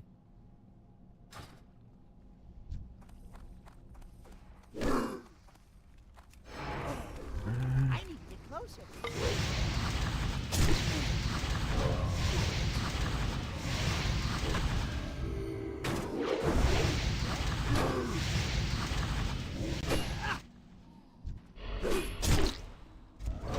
Not ready.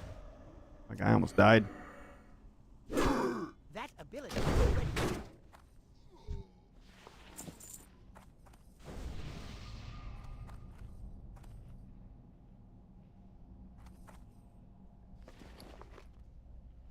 I don't have any regular food. I only have these buffs. Oh, here we go. 3 of these. I'm full health.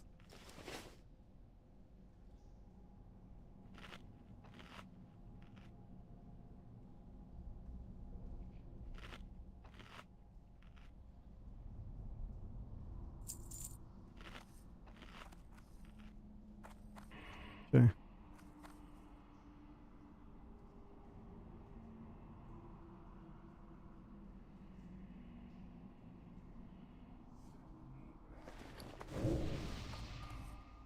I do have plenty of gold for I guess you can get your mount at 30 now. And dual spec is 40, so I'd like to dual wield.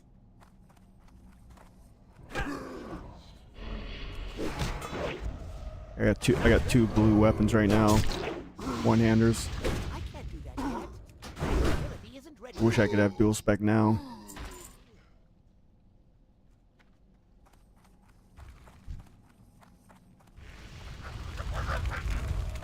I can't do that yet.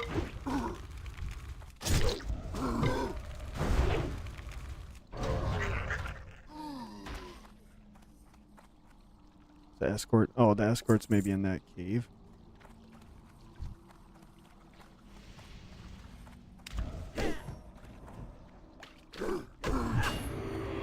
Not enough. Not ready.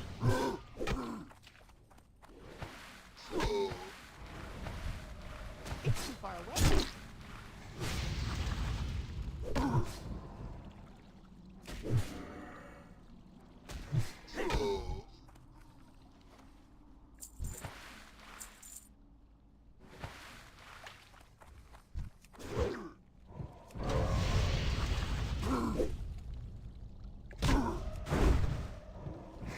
There's the stun again.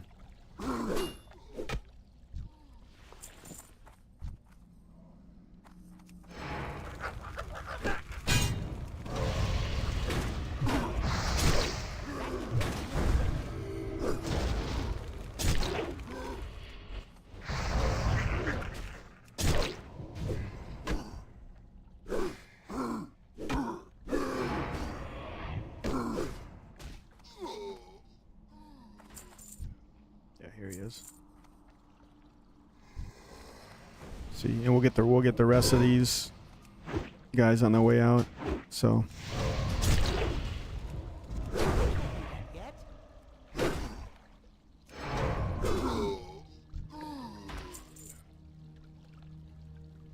16-1. Oh yeah, mine's way better.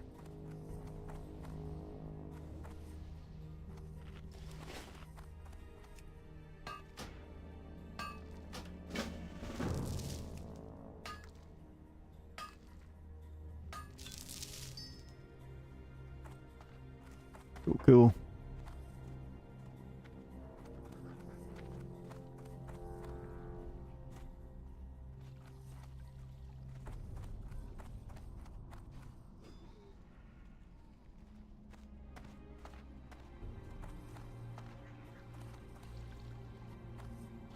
Hopefully. This guy seems to be moving pretty quick.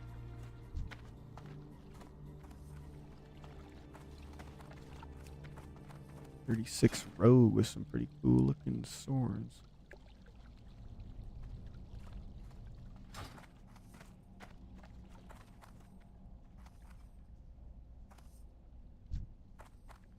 Shoot, he's gonna kill all the guys we need.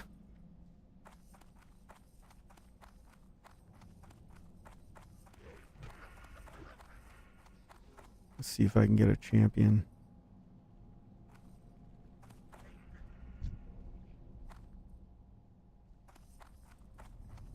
I'm not sure if random mobs spawn on this kind of some of them quests they can.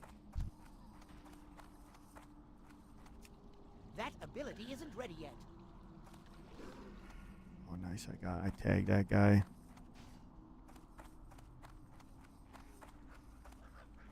$14. See, let me get this guy too.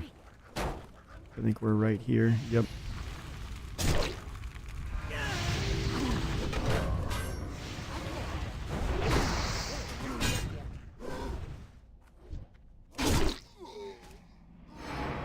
Oh, this guy taunts him too.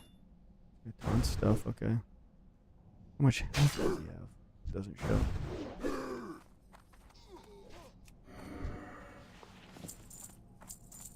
So there's our last one.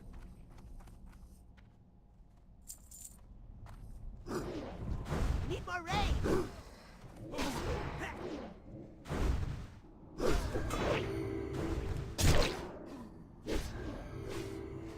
And neither one of us can heal, so we can't really heal this guy. guess I can start taunting off of him. That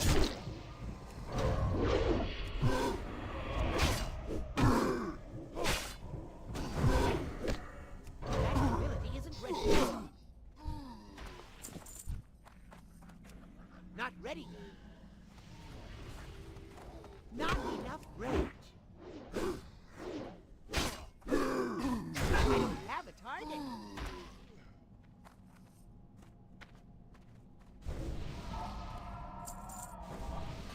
Oh.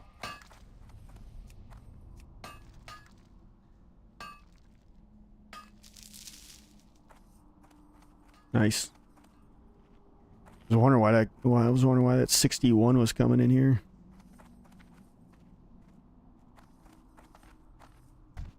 Okay, let's see here.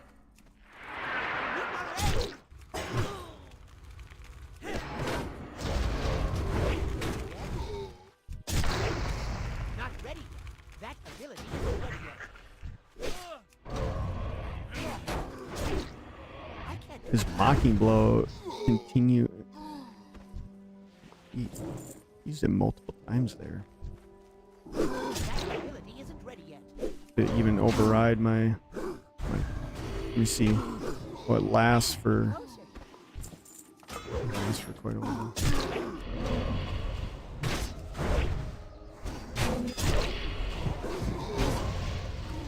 Not ready. He's running out. Boy.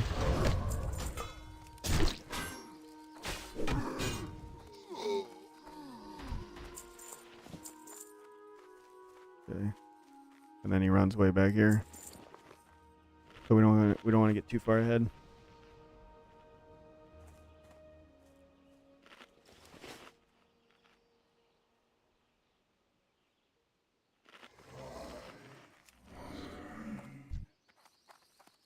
That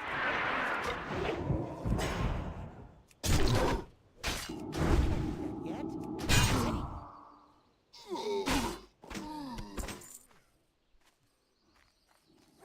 Well, he got the last one, but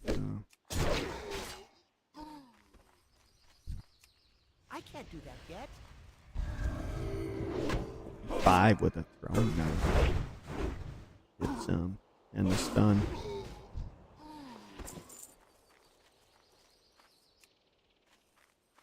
Gosh, brother. You got the last one. Copper. I need copper. That ability isn't ready yet. Boom, big stun.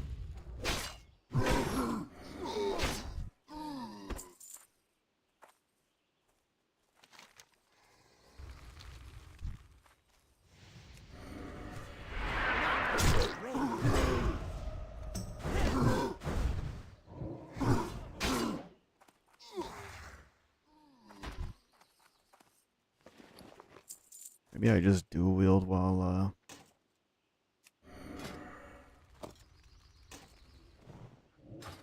we got this lock in this tank.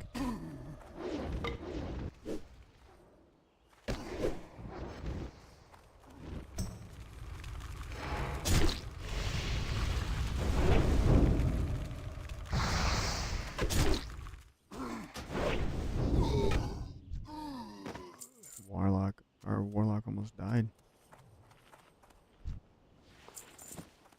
While the dude just walked by.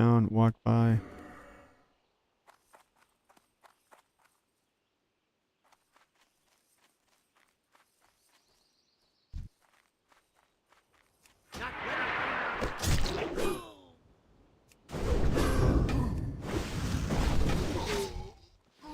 Since some of them he helps and some of them he doesn't.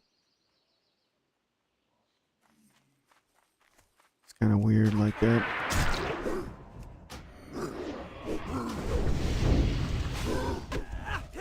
Ability isn't ready yet. There he mocking blowed it. So that's a couple seconds it looked like.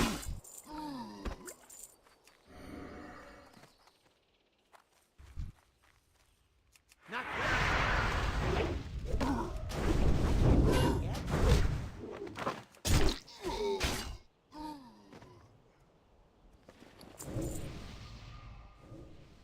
80. Ooh. Nice.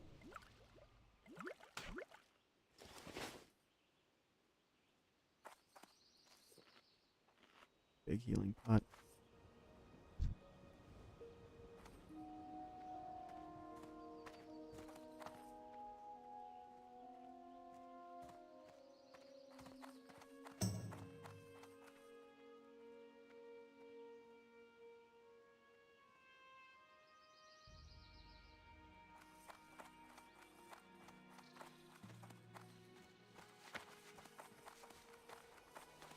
Hmm.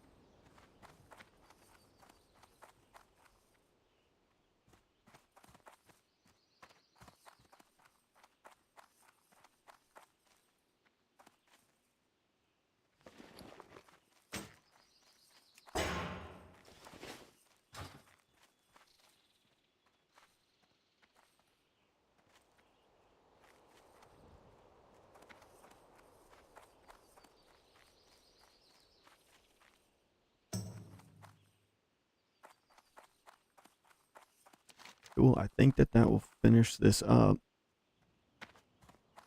Yeah, that'll finish Ridge up.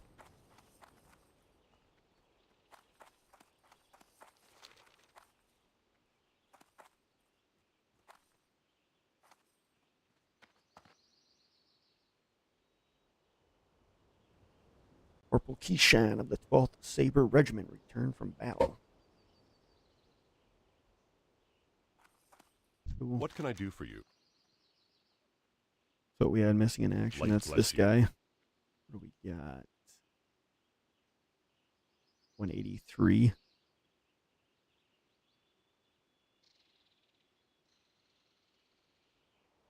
Probably would have been hard, much harder on my own. 6 strength, agility, 1 agility, and 5 stam. That's pretty nice. 4 stam. 7 spirit for 5 strength.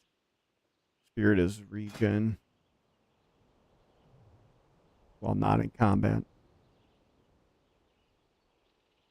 So we'll just get what sells the best. Well, suppose this rested XP, this says this is an upgrade. And I wonder how it measures that. Plus 1.19 EP. What is that? I don't even know what that is. Item upgrade. So it gives me 1 strength, it gives me 1 agility, and 1 stam.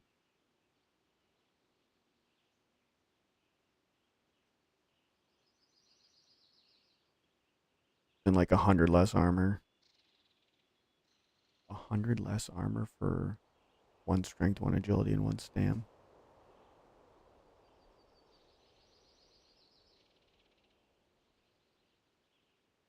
Stamina's 10 health.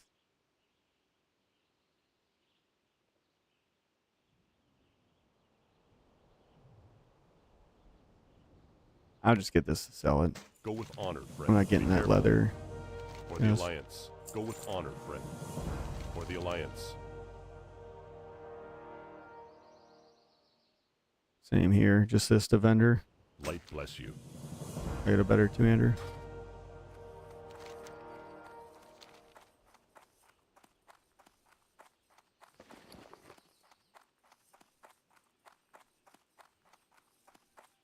Uh, 18.2 and 21.7. 10 strength, 9 stam. I got this from Shadowfang Keep. Well met. Be careful. Nice. All right. So that finishes that area.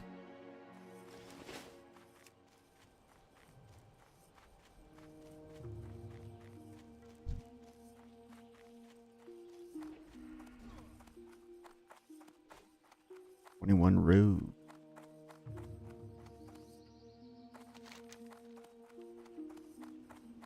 Cool. So now we're going to Duskwood. Oh, Darkshire's the town. Okay.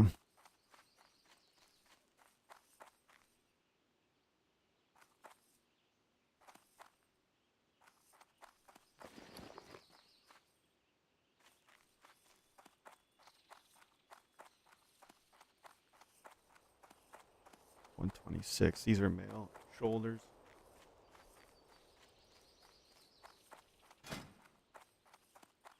I got these shoulders from Shadowfang Keep too. 8 agility.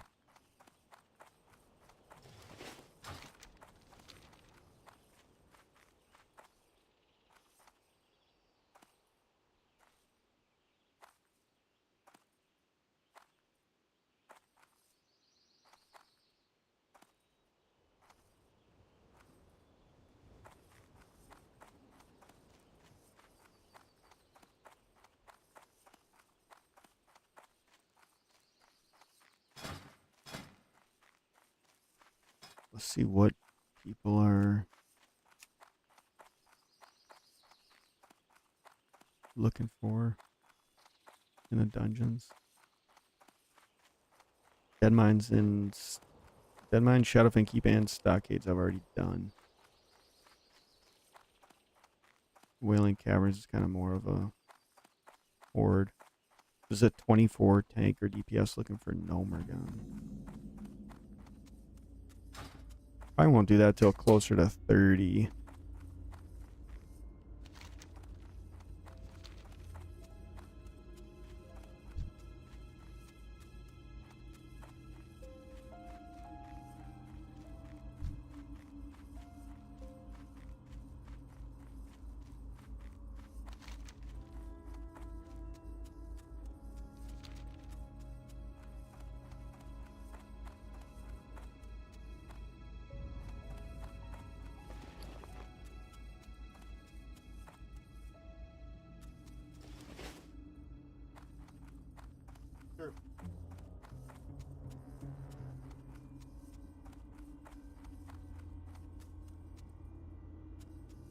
Some more tea, ladies and gentlemen.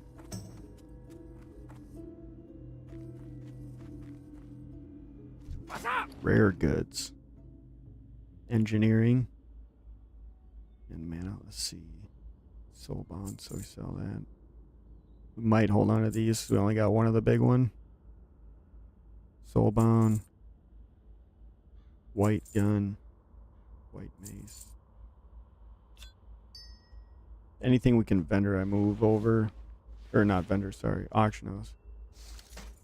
Anything we can sell in the auction house. That's how I got all my gold.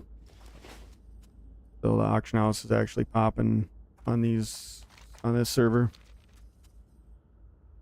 Seems pretty nice anyways. The mount at 30, I guess it's like 50 gold, 58 gold. And respec at 40 is 50 gold.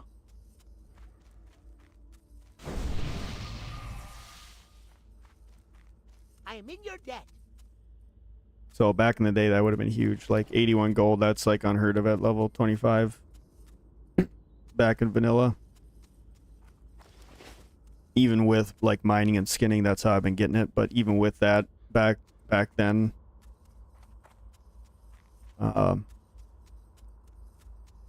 you weren't getting those prices. So this is a drop, the drop item. So, and then those are way higher levels. So we'll wait on that. Oh, it looks like it drops almost anywhere. Okay. An old history book. Huh? What is that? South Shore? Okay. I'm even sure I remember what level South Shore is. I'm thinking like mid-30s. So it says 38. Mid-30s, high 30s. This guy's inside. Do need to get the flight path. You need something? Be careful. Farewell. I'm not even Safe sure travels. which quests I need here. But I'll pretty much pick up everything.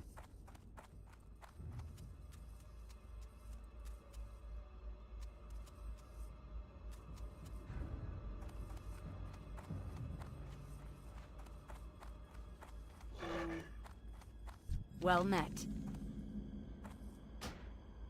Okay, so now I got the flight path.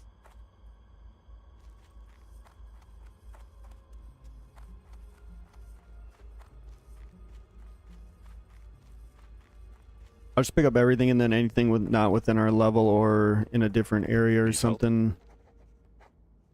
Go with honor, friend. We'll just drop later. A bronze tube. I was using Reset XP, I'm not gonna lie, earlier, so. Greetings. And this guy doesn't have it. It's not something that they carry all the time. It's like these items with the numbers in parentheses. Sometimes there's a couple things that they just randomly carry, some vendors. So you don't have it right now.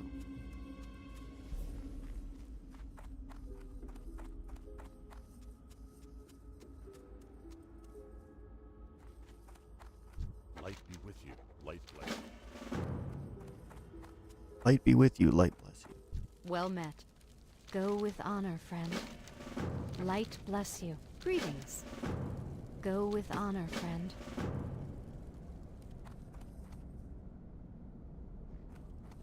Mushroom seller. Let me Good see if he's day got to a you. cooking recipe. Nope.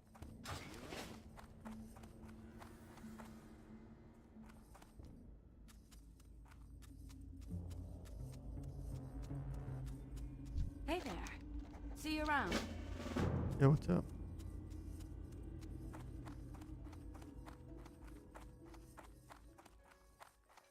You need something? Be careful. This to my home. King's honor, friend. Ooh.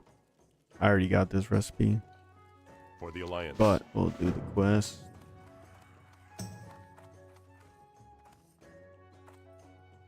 General goods. Bartender. Bartender. We're Dumb and Dumber. Good day to you. Safe travels. Out to Moonbrook Schoolhouse. Have a good one.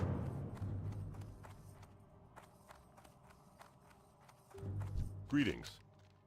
Be careful. This is a Stockades quest. Go with honor. Vendor friend. that.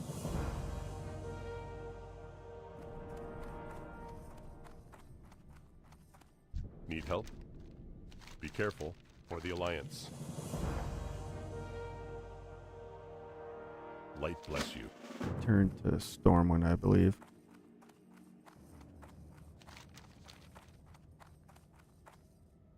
And we could do that at 26 when we level up.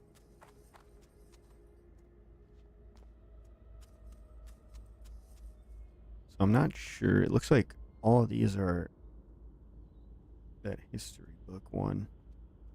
I know there's like some over here. An old history book. Oh yeah, there's a camp over here. So this one's higher level. So we gotta go there, there, there.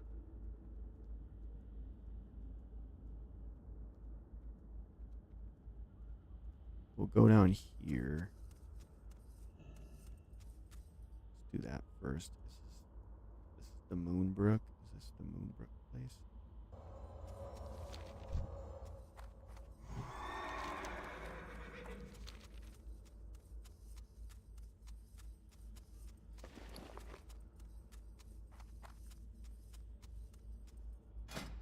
How much? This is 62 armor, so what is that? I'm at literally 40.00% right now. 40.7. So 0.7.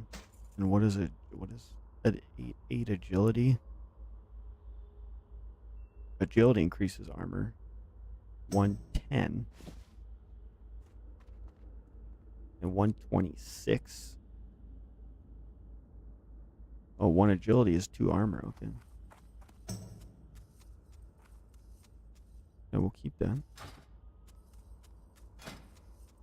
I thought, doesn't it increase my dodge too? 8%. Oh, yeah. 8 agility is almost 1 full percent. It's 0.8%. And like as a protection warrior, these are the stats I want to increase.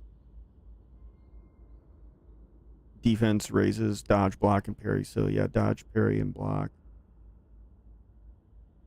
And shield block gives 75%. So that's 85%, 90, so almost 100%. I don't know if those are stacking or not. I think so, but I'm not 100% sure.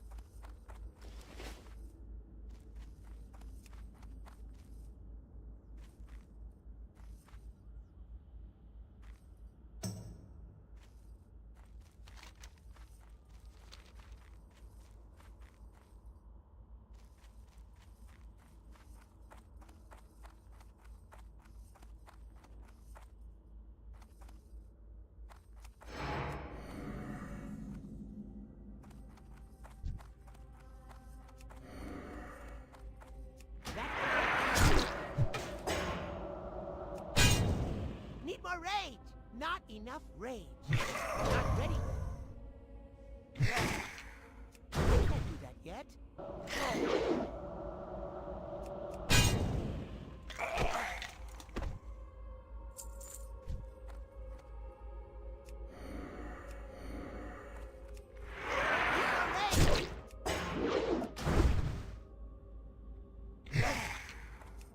That ability isn't good.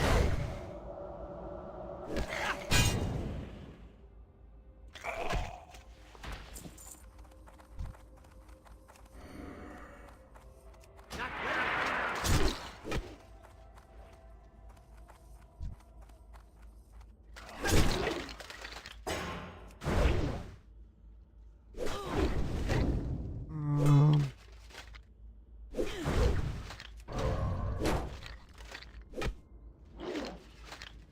I feel like there's something in there that I need.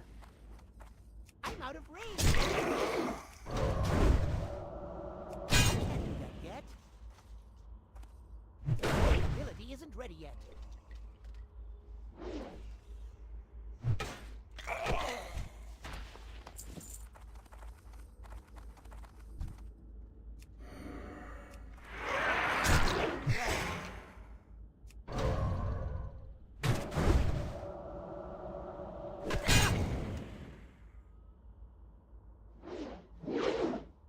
This really slows down my melee attack speed.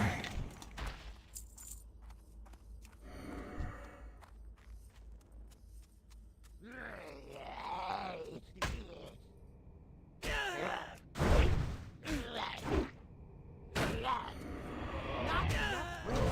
That ability isn't ready yet. Not ready. Need more range.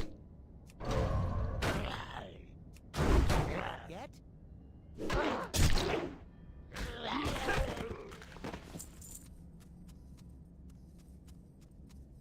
Maybe not.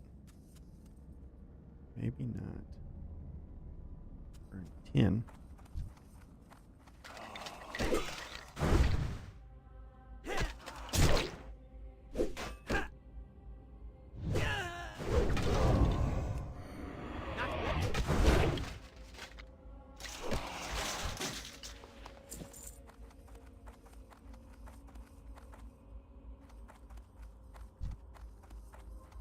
That guy going for that too.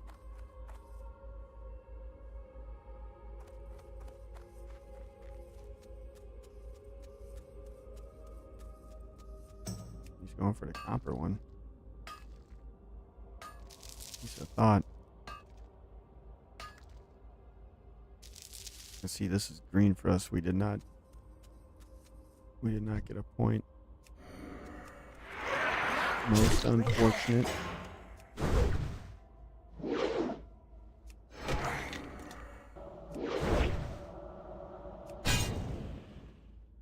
I can't do that yet.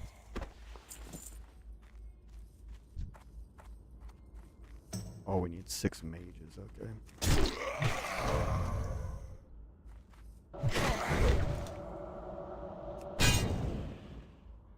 That ability isn't ready yet. You want to hold off your shield bash till the end?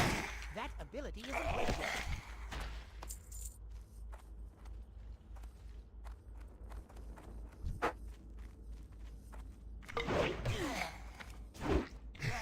Need more rain.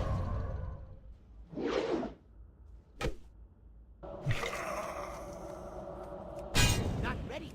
That ability isn't ready yet.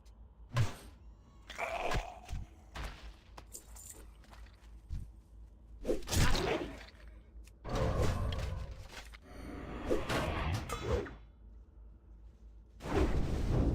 I can't do that yet. That ability isn't That ready yet. Devastate's only 5 rage, so you can kind of keep up shield block almost 100% of the time. Not ready yet. I can't do that yet. And then once you block, dodge, or parry, then you can use revenge. I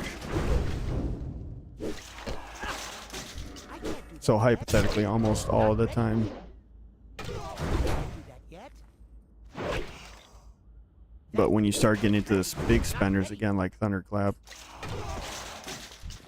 it's almost not even worth having on your bars. I can't do that yet. See 5 more of these fingers. I need to get closer. Not ready yet. And demo shout if you have a lot of rage, Ability isn't or if you can get it off, it's worth it. Just more mitigation for you.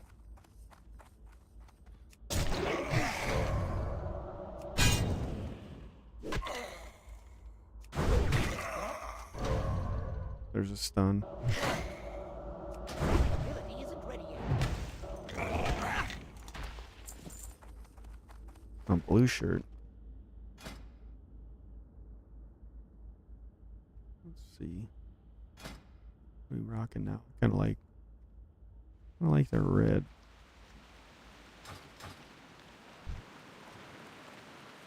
Hear the rain. Holy smokes. Not ready yet. I can't do that yet. Stun. That ability Happens quite often. Again, it seems like more than 15%. not ready. There it happened on that one too. That ability isn't ready yet. I can't do that yet. Oh, I needed the warriors too. Okay, 8 of Not them. ready. So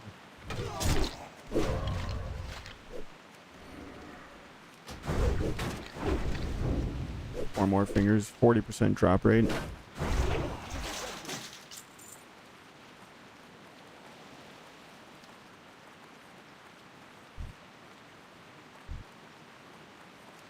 Not ready.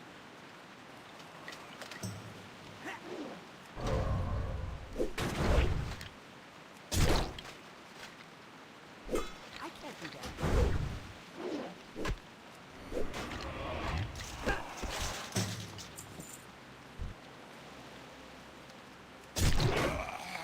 Not ready. That ability isn't ready yet.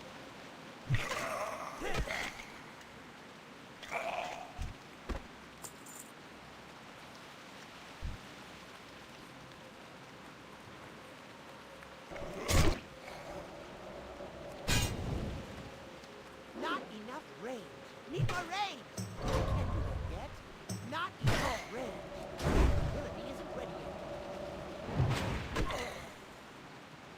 Yeah, most mobs with this cooldown on Shield Bash, you can't quite. I typically can't get another one in.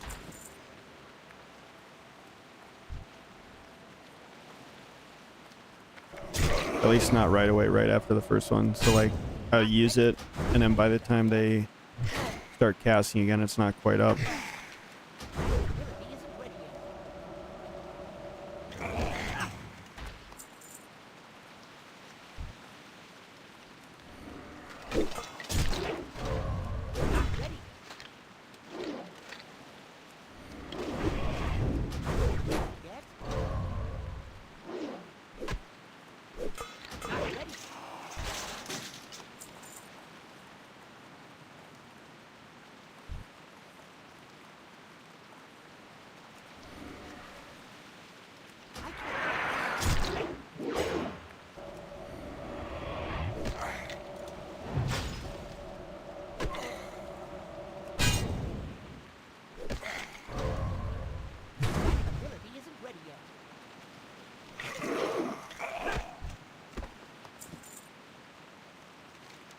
All right, boom. So that's that. We'll skip these. So let's see. Spider venoms are there. And there. Wolf flanks go pretty much all the way over.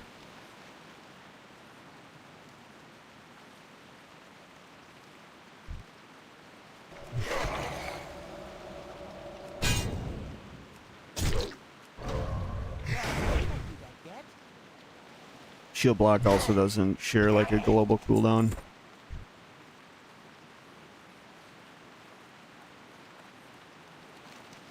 So with that, we'll go over to this. We'll go over to this guy, Ravenhill, the Hermit, and Sven, and then we'll kind of get stuff on the way, on the road, on the way.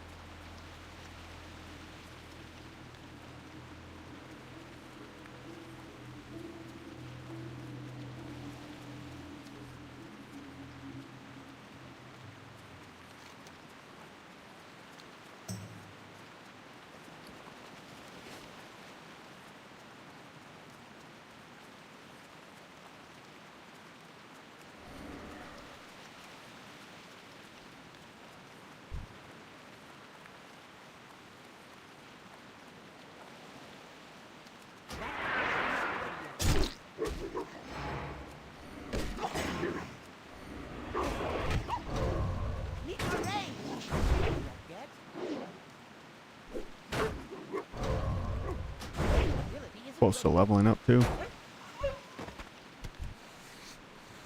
So this is yellow skinning. That's good. 153. So he hits for 23. And if we use emo shout, 16. Thanks, bud.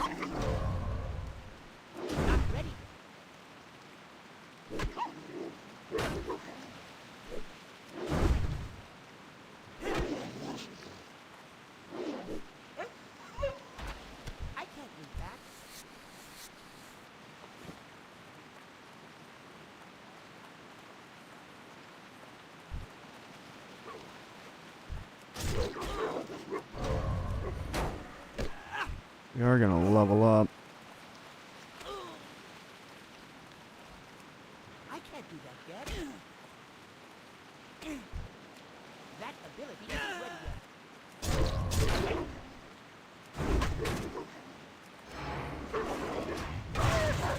We'll pull a couple here.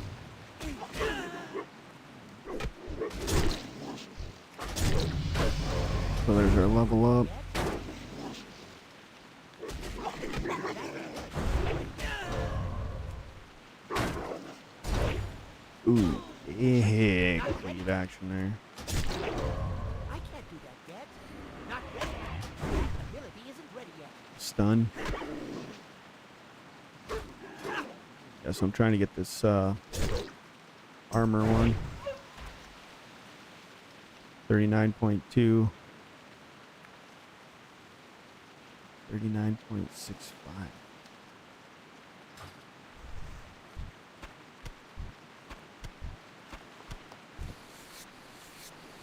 Shoulders.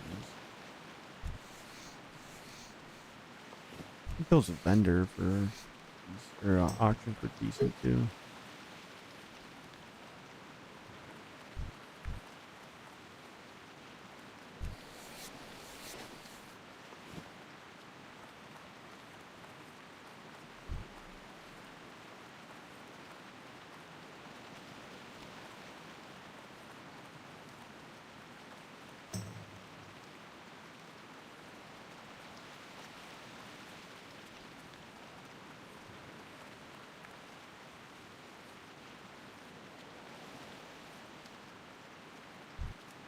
Not ready.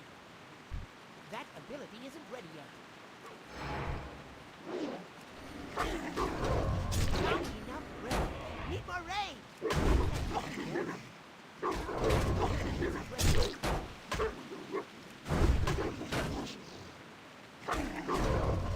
I can't. Not ready.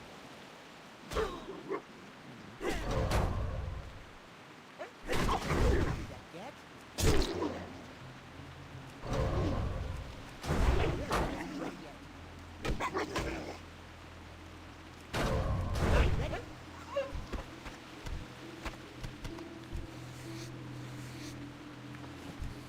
Oh, it says 41% drop rate, but I think we've had 100% on these.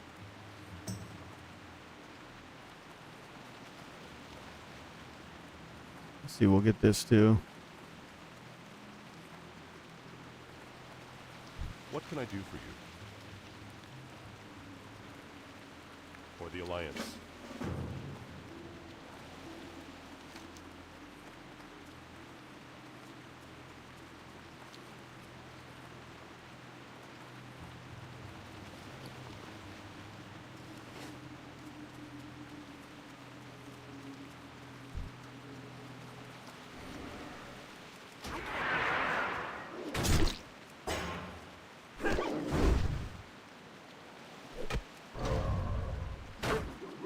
Not enough rain. Need more rain. Ability isn't ready yet. Not ready. Not enough rain. I'm out of range. I can't do that. I can't do that yet.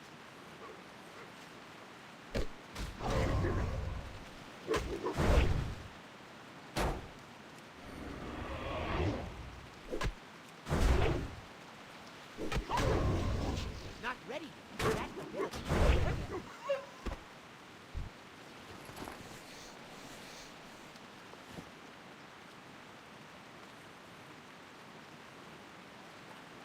Just keep my eye out for veins too.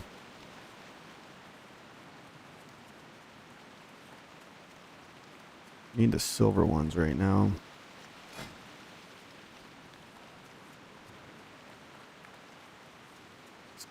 Tin is green to mine. Silver I think is probably yellow to mine, but silver's all silver we can smelt. But we're still not getting much.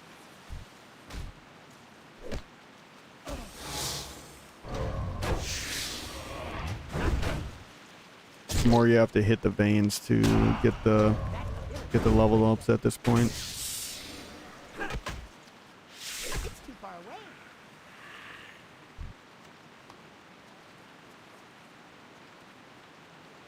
So that's a 10% drop rate.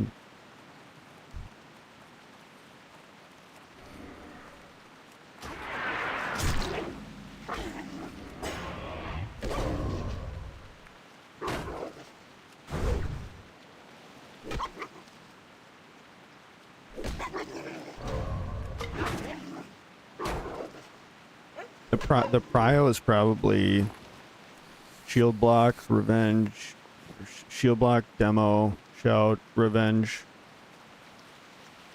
and then like rend after that.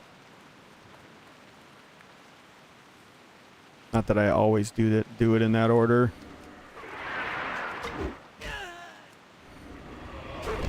Like in this case, being in battle shout, once you switch to defensive stance, if you don't have talents, you go down to 10 rage. Need more range.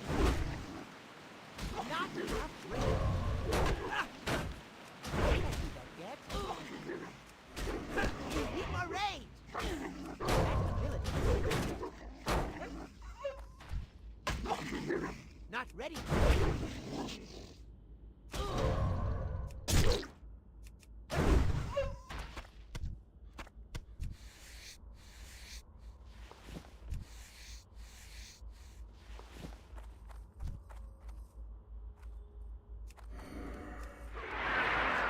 Can't do that yet.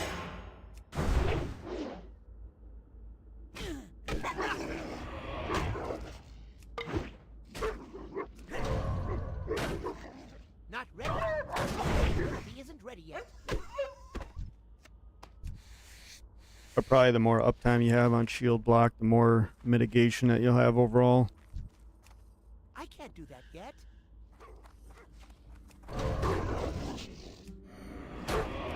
Not ready. With the demo shout too. Can't do that yet.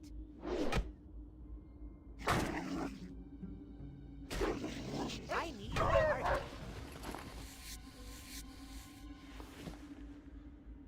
An old history book, Defiance Enchanter. I don't know that I've ever even seen that drop before. South Shore, preserving knowledge and return to Milton. Not enough range. Need more range. Not enough range. Tooltip doesn't even give a drop rate percentage on it. Ability isn't ready.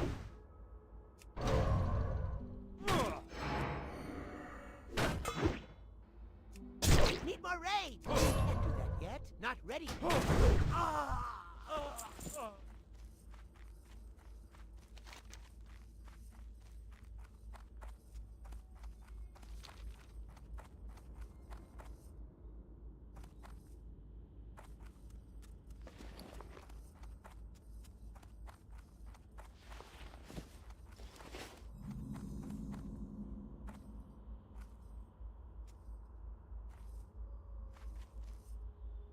Hey there.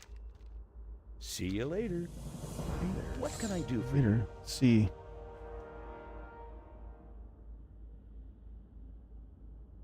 Speak with the chef. Safe travels. Maybe it's maybe we'll get a cooking recipe.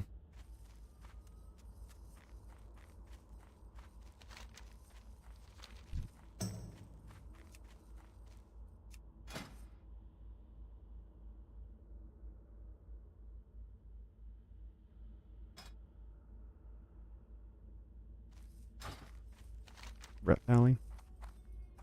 Oh, thank you, sir. Allow me to express my deepest thanks. I'm going to express my deepest thanks. Oh, that's a huge quest chain. Holy smokes. So is that. Okay.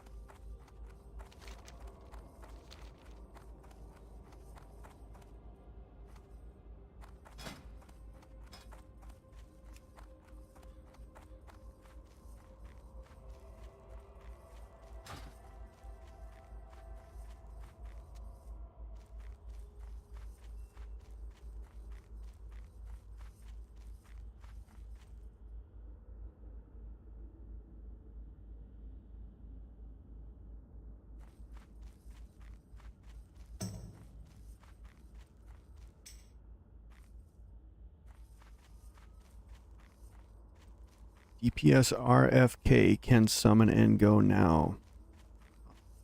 Okay, sure. And I can just hearth after Need that. something? Have a good one. Hello. See you around.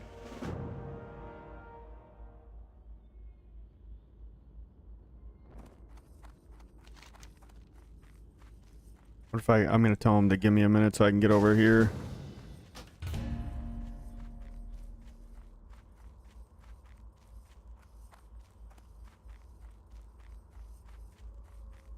Ask me to give me 1 minute. And I need 1 wolf flank too. RFK, huh? Are these guildies? Am I a little low? I'm 26.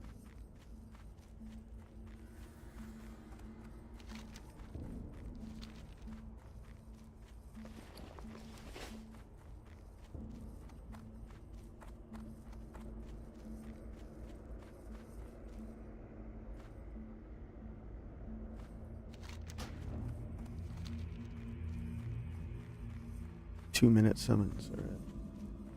Like right there.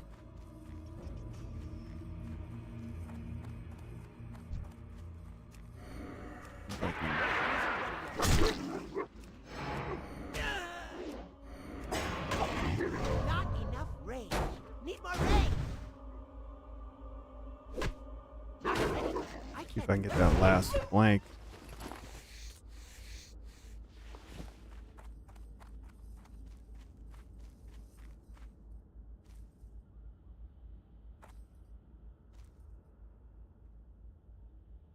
Here we go. How are you? See you later. More wolves. Okay. King's honor, friend. Light bless you. Greetings. Go to Sven's farm and find what was Go behind the with whole honor, stuff. friend. Alright, cool.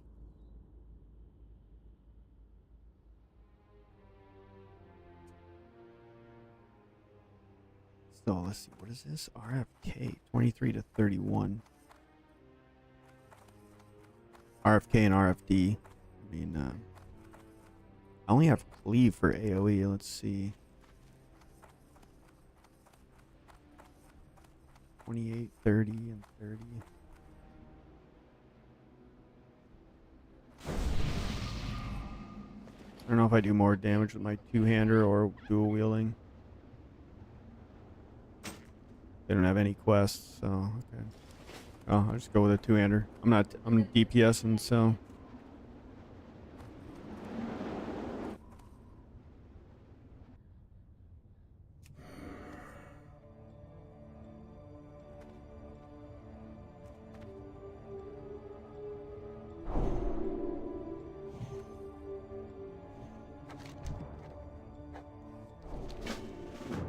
Here's a quest.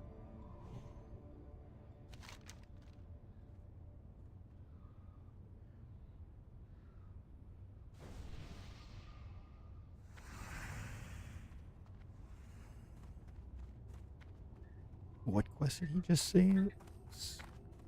Mortality wanes? Yeah, RFK. Pendant? Is that something that's usually not done? Reduces threat by 30%. Boom. We can just smash the beats, huh?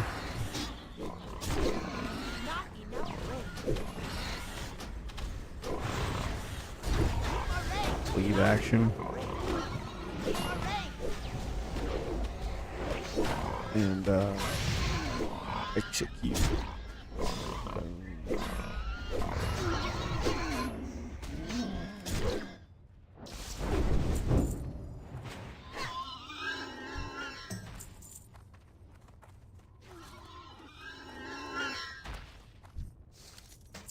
This is probably not worth, but if I can get some nice piece, if I can get some like nice pieces of gear or something.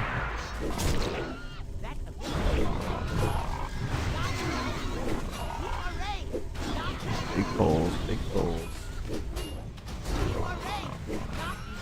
Save action.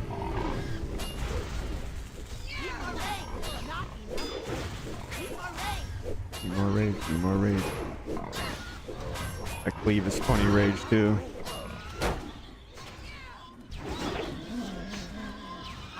This axe is slow.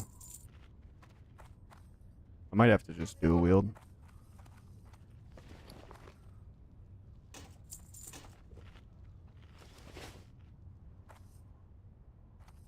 I just have to dual wield.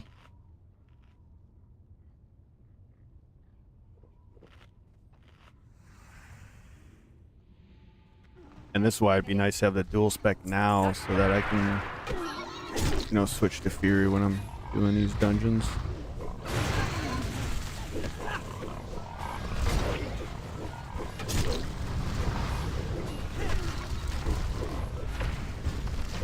So who's our tank is a 31 pally. That's good.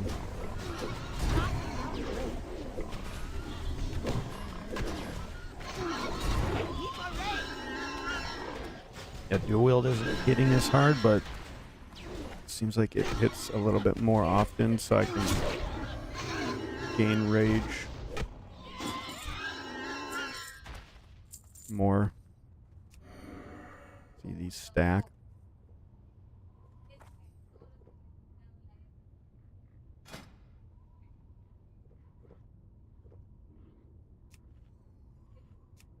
Attack power.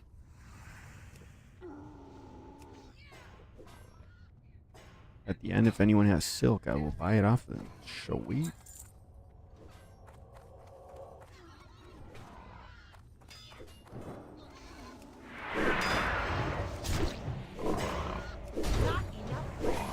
Big poles.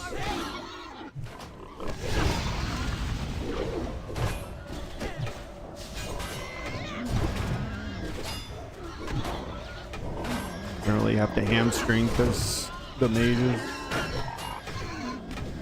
doing the blizzard for us. That slows the mobs. All those crossbow things that's coming down.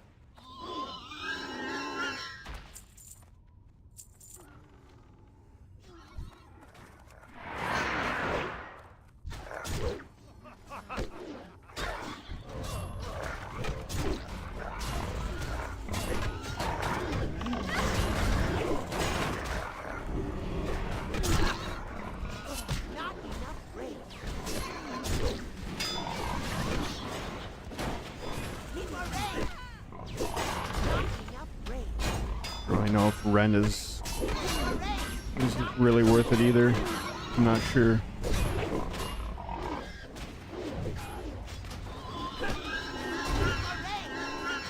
Not enough rage.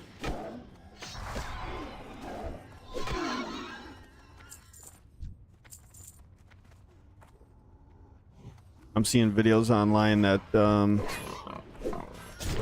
like end game rating and stuff kind of sucks because everybody's looking at like these logs and parsings and whatnot, and it's like I don't really want to get any of the add-ons or anything. I just want to play the game.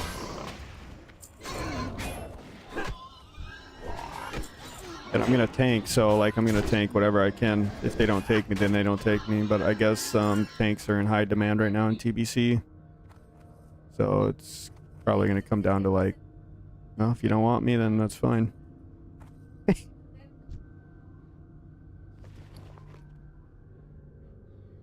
know what I mean? Am I right? See, I don't really need this. I don't really need the food buff at all. More useful for questing. Stamina spirit. No.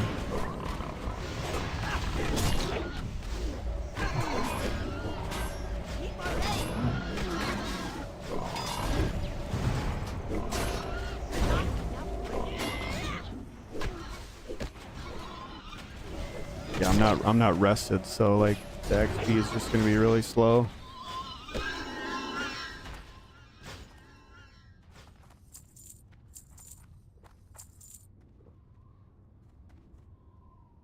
But hopefully, I think there's a nice two-hander that drops in here. And like I mentioned on my last live stream last weekend, I'm not like speed running this, you know, just for levels or anything. The end game isn't like the main objective, it's just to enjoy the game.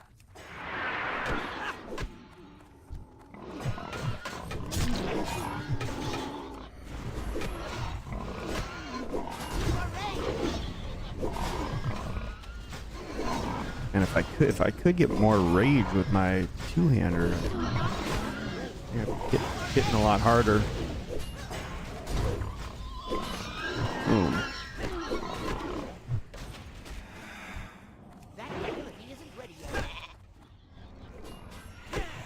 Shoot, I just hit the sheep. Ooh. It's the mage, it's not our healer.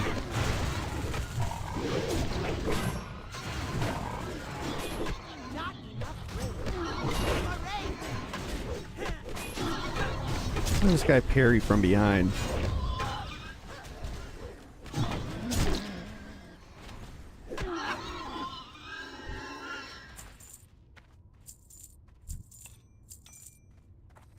Hey, there's the pendant. Cool.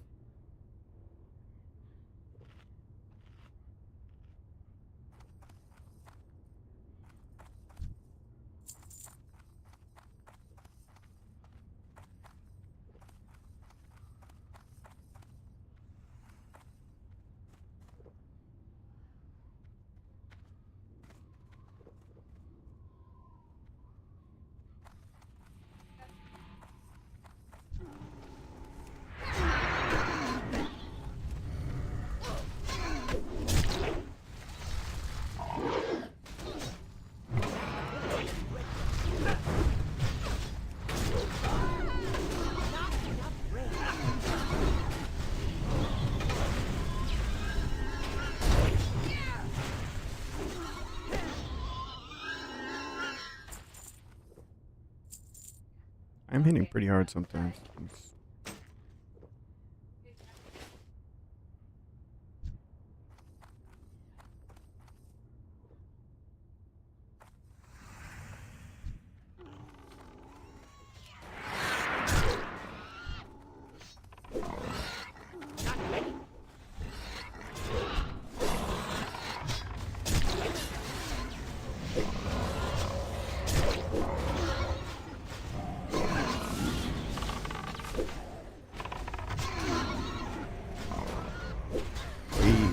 Boom.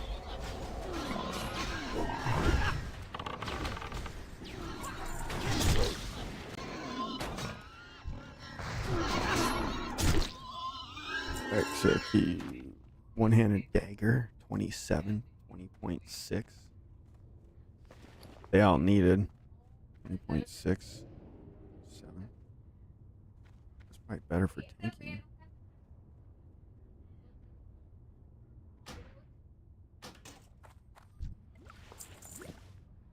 I mean, need that.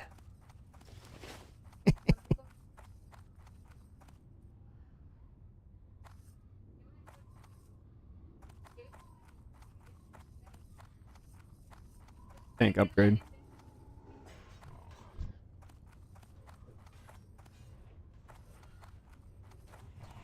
Shoot, what are they going to say when the two-hander drops?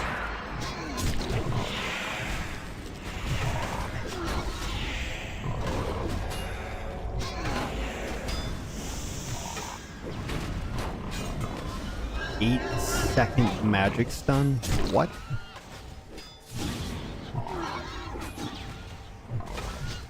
The paladin wishes she could use daggers. They're better for tanking because they attack so fast.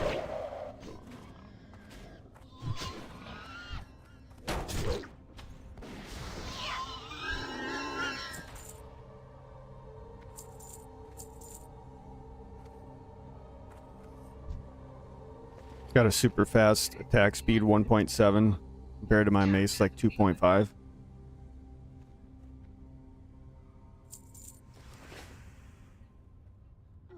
So that's why daggers can be good tanking weapons.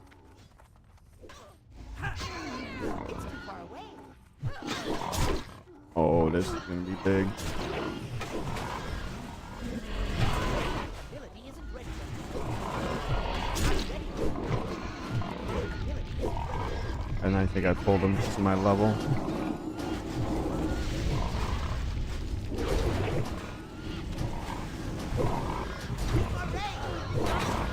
I'm in the big cleaves.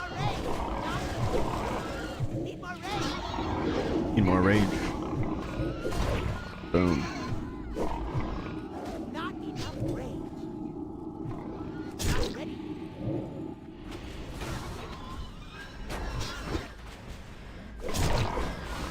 Need more rage.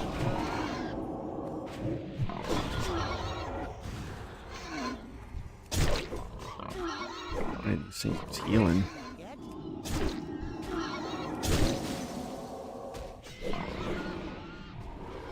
Yeah, the acolytes, huh? Whole group is on a mana.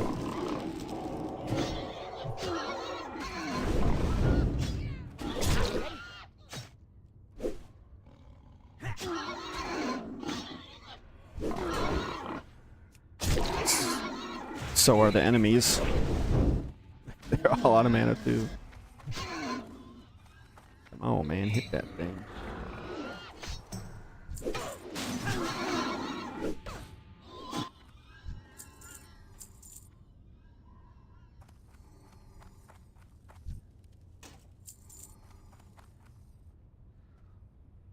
Ooh, that's a nice one.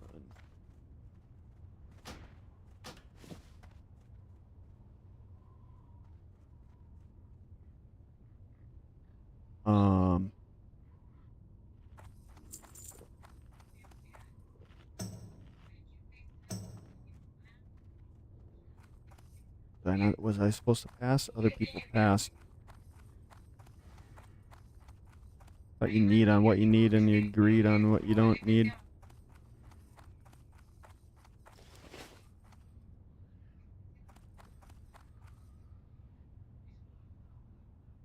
Did he say yes? That's what I thought he was saying yes for the item.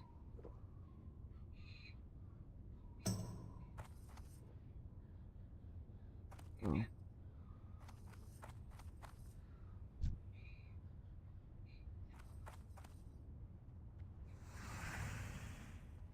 Okie dokie.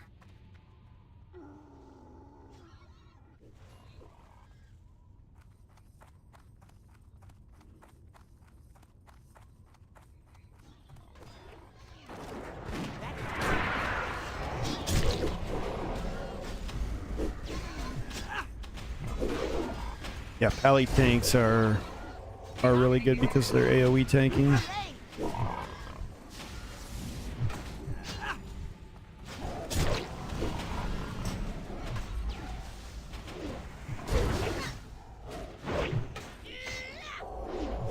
I got a 20 paladin and I'm leveling up as protection. I don't have a target.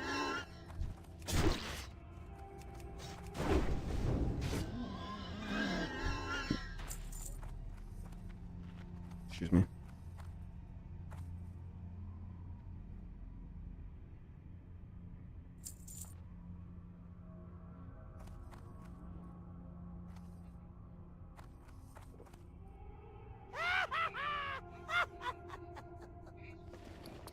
Yeah, I kind of like the dual wield better.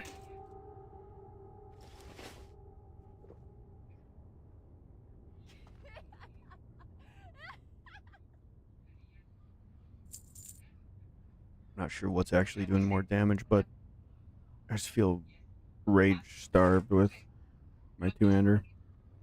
Less so than dual wielding.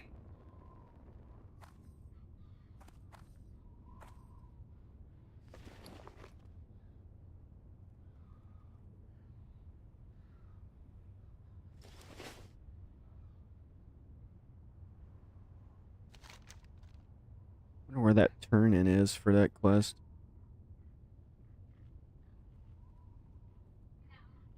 Shaman Knight, Whisper the Corruption Abroad. No, I got that quest in Stormwind. Oh. In Darnassus, okay.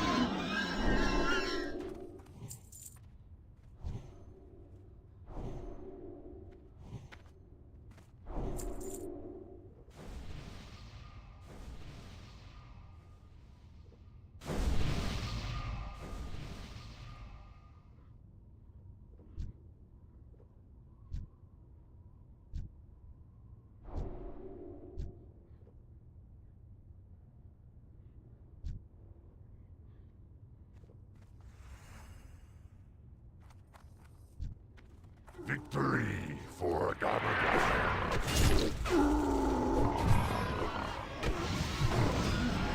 I will use demo shout here.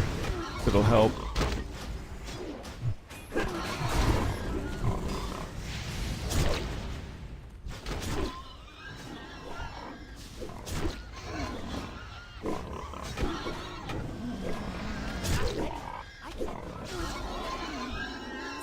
There's that two-hander, 27. Boom. Oh. What are these?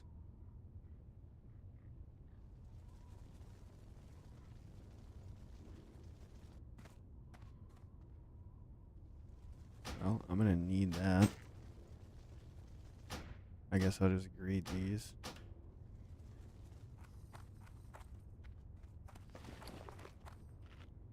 Seven. That's big.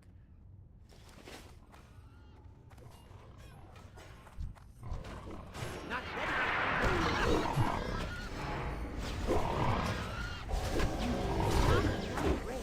Need more rain. Not enough rain.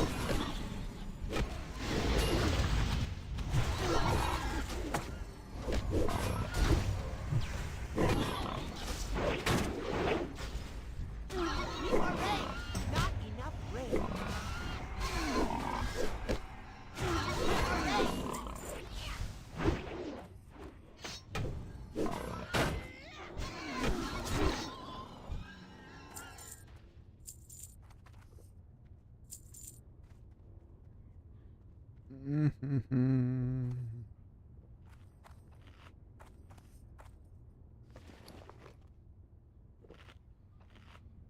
Yeah, this two-hander is 3.3, 21.7 DPS, 3.8, 28.9 DPS.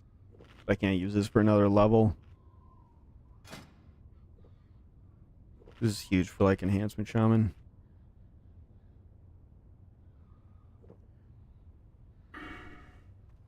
$17 points, so 17 points in arms would be like deep wounds, more bleeding.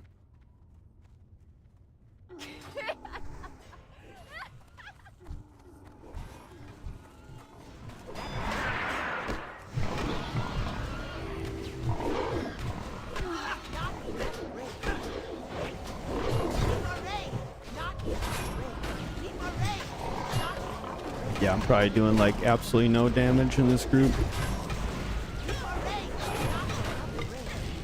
But they whispered me, I was just questing.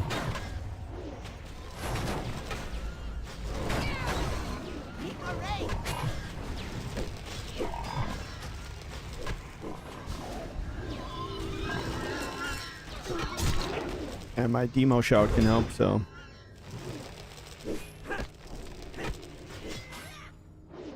Need to hit these totems, that's what's rootness.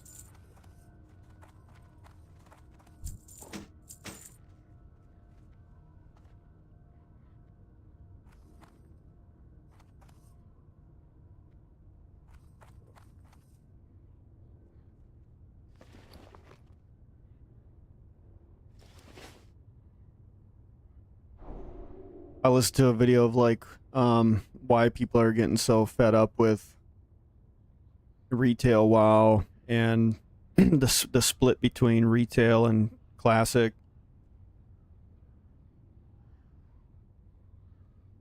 And like Zaryu's got a couple good videos talking about the difference and what kind of play style, depending on what kind of play style you enjoy, is kind of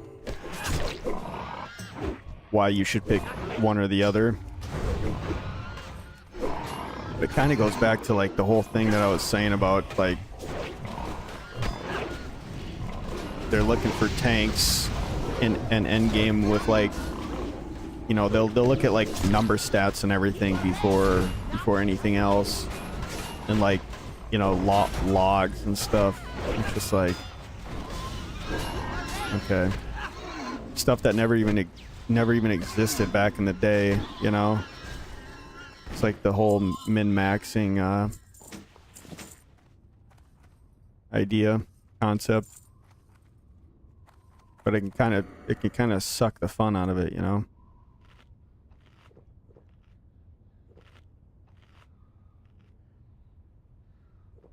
So I kind of like this, you know, classic, like minimal add-ons, almost no add-ons.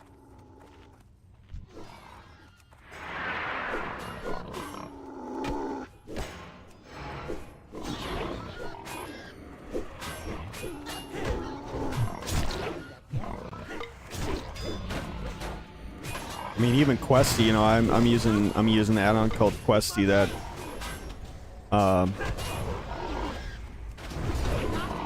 shows you where to go for the quests and stuff, or what to do, kind of. Instead of, like, you know, before that even existed, you'd have to kind of read the quest and figure out what you're trying to do.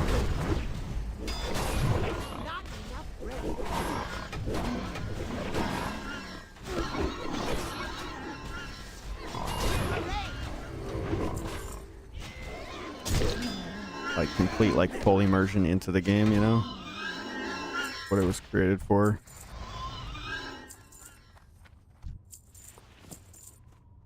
This mage is probably doing the most damage. Mage, hunter, and the pally, yeah. Pally's probably doing a lot of damage too. All that AoE.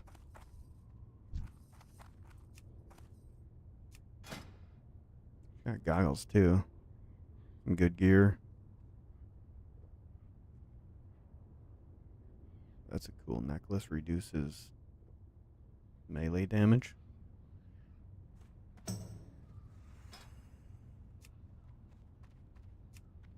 Protection. Oh, and you got Reckoning. Cool. So you get that at 30. Okay.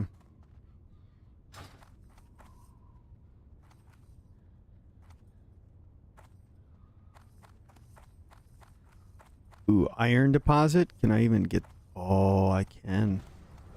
And that's orange. Nice. Hopefully we get to that spot.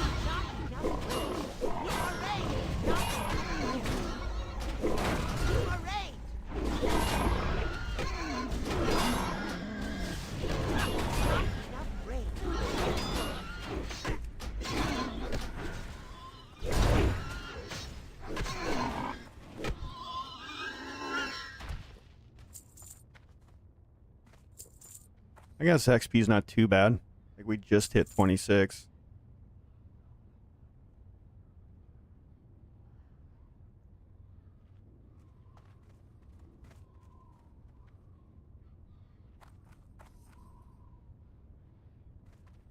See, there's an iron deposit in here too. Sweet.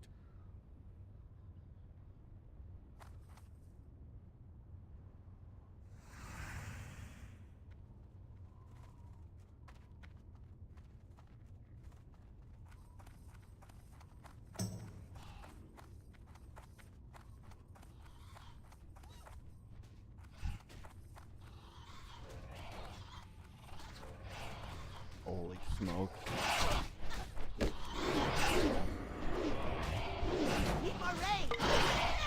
These things can silence. So it can be kind of tough to get close to, say, the healer.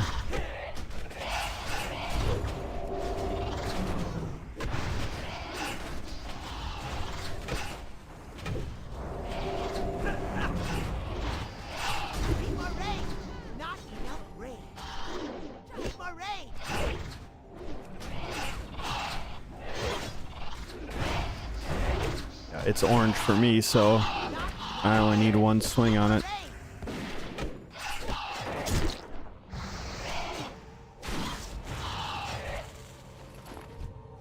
Ooh, and I can skin all these. Hell yeah. Oh, the hunter's a skinner too.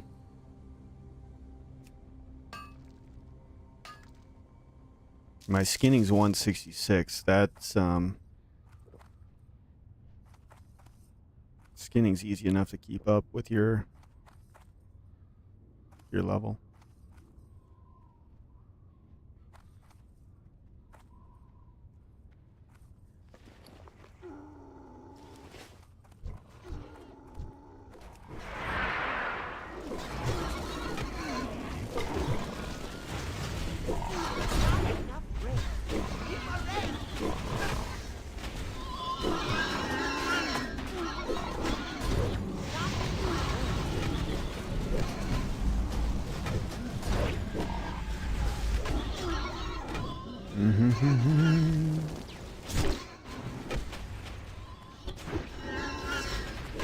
Two healers?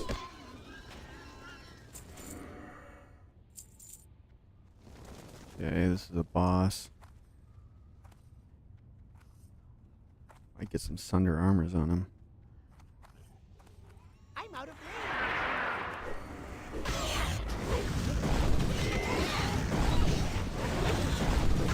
Need more range.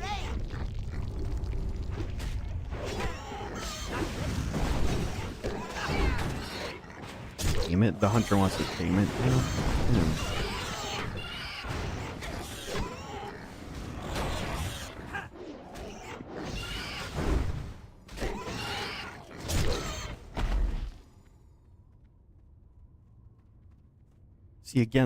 See again, the rest of XP says item upgrade 12 strength and 13 agility.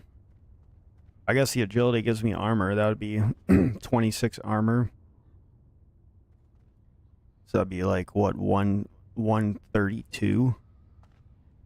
And then but minus 50 health.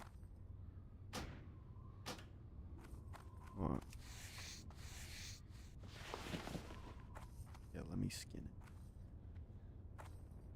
Only one of us can skin it. Hey, hopefully they leave a swing for me.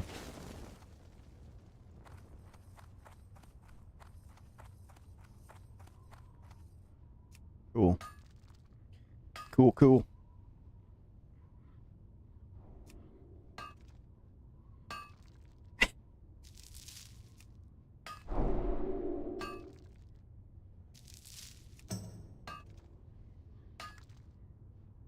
Iron, so I think I need 150. I don't even know if I can I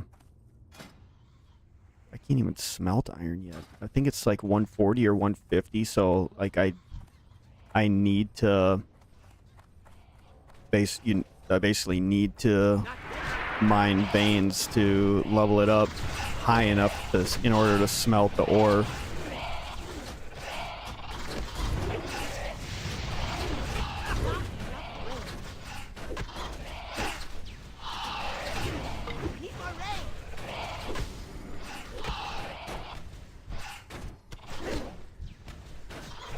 I'll get like half a level here.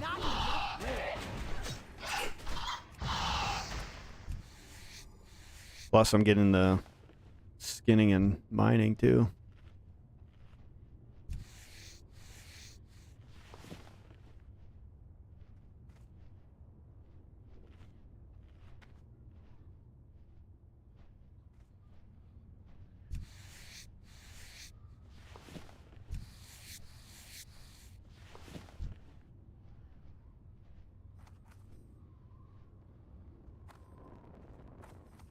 Yeah, I just sell the mats on the auction house. I'm pretty sure most people do. Yeah, but this hunter's actually a leather worker. So she's actually making gear with it. Looks like a pretty decent level too.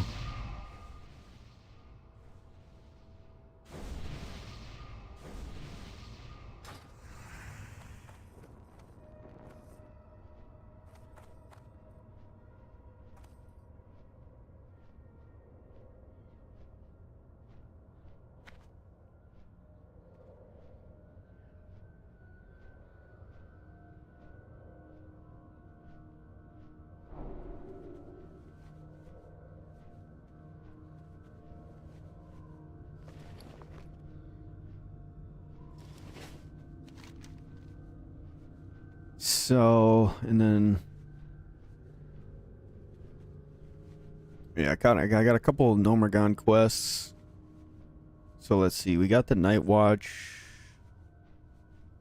Well, I thought we got another one too. The Fingers one. We get something about the Fingers too.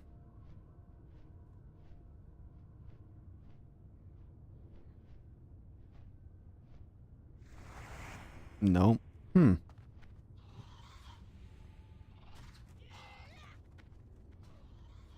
Okay, the Totem of Affliction. Ah, okay. 10 fingers, yeah. far away.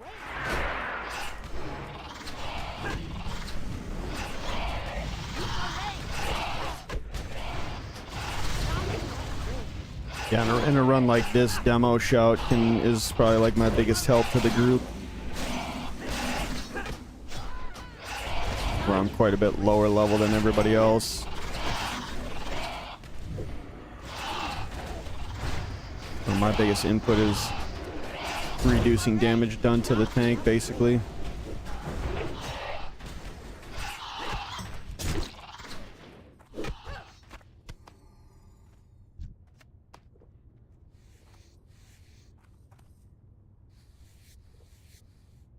Say, if I was this hunter, I'd kind of want the leather too.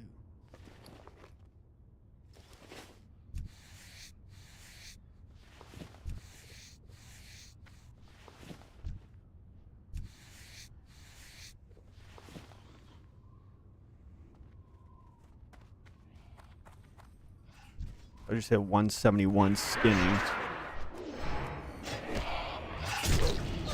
Need more range. Not enough range.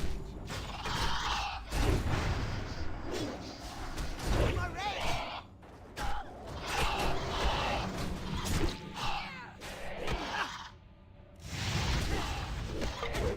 I can't do that yet.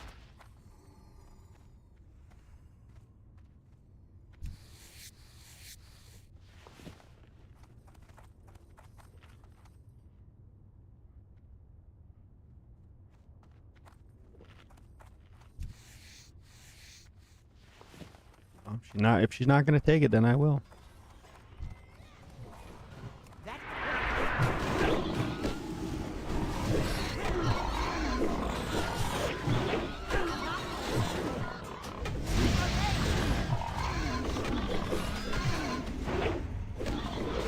See, what hits hard with the two-hander is the overpower if they dodge, and it's only 5 rage. But that's if they dodge one of your attacks. Whereas like the revenge and defensive stance is when you dodge or parry or block.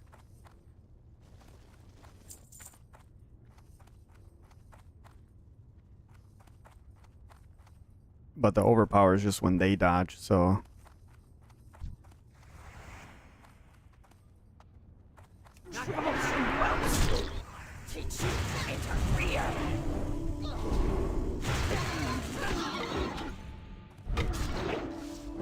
I'm dying just from chain lightning here.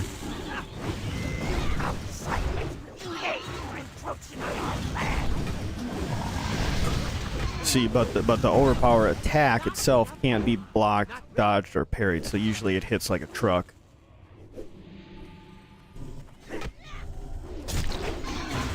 Then in the arm spec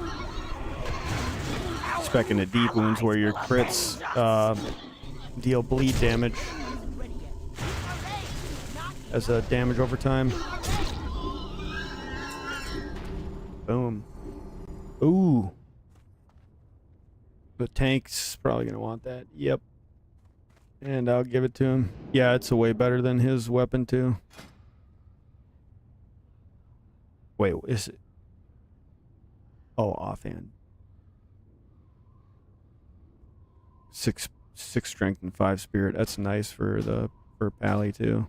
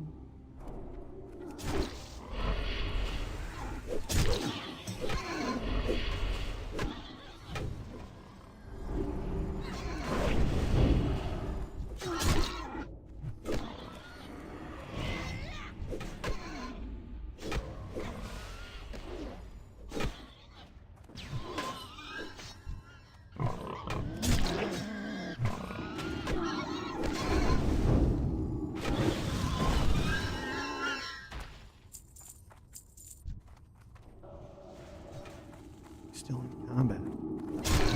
Yet?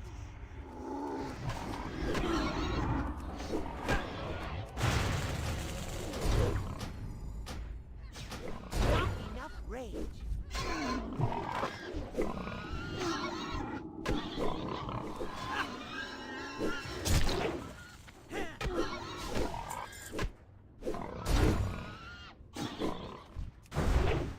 Ooh, big hits.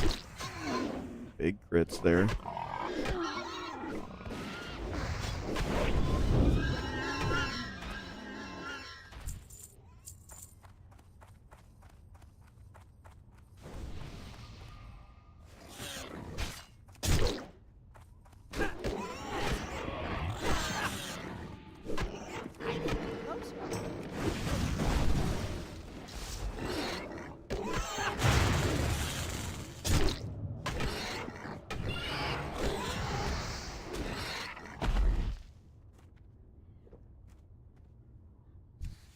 No.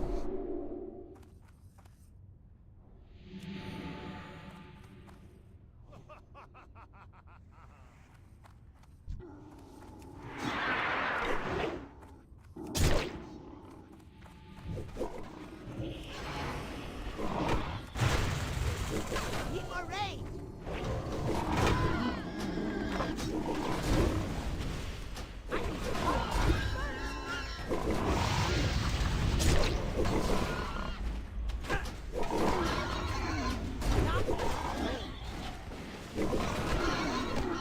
Need more rage. Not enough rage.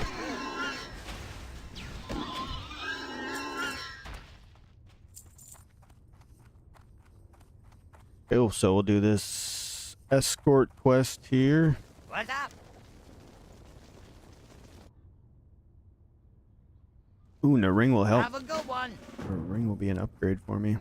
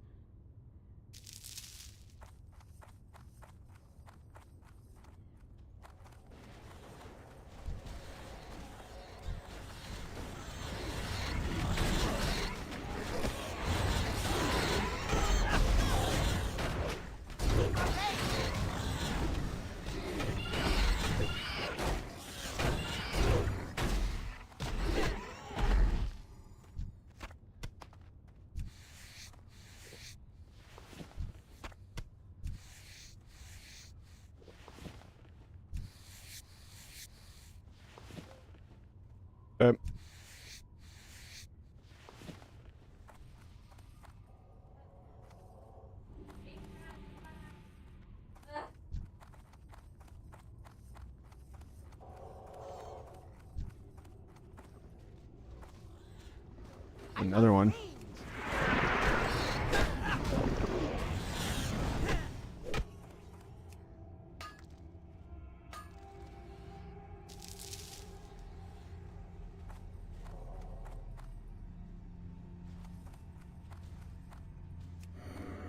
Alright, I guess they want me to stand by him.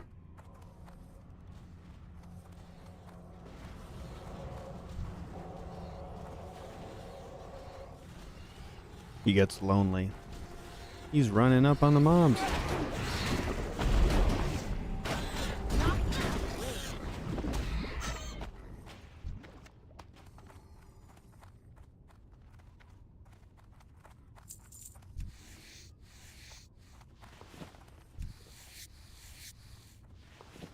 Man, this is going to be a ton of gold getting all these leather pieces and ore.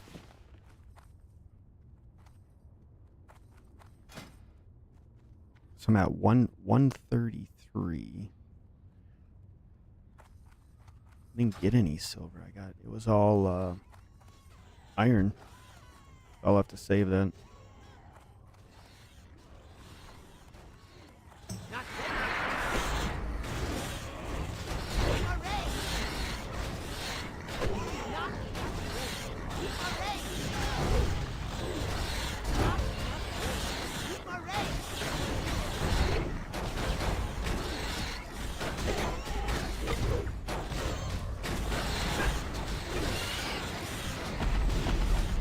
Not enough wood.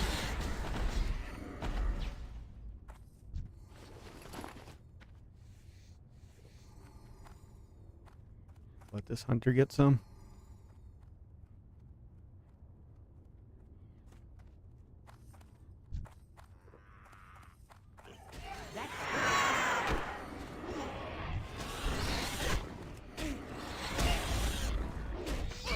Hooray! Not enough wood. Hooray! Not enough wood. But Paladin does get kind of mana hungry, as you can see.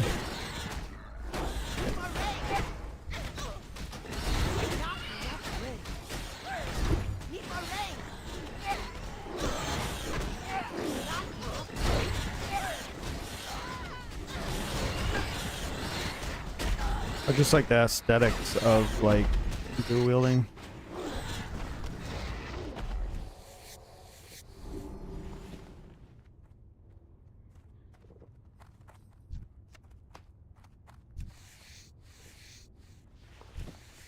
Maybe we'll trade off like mob packs.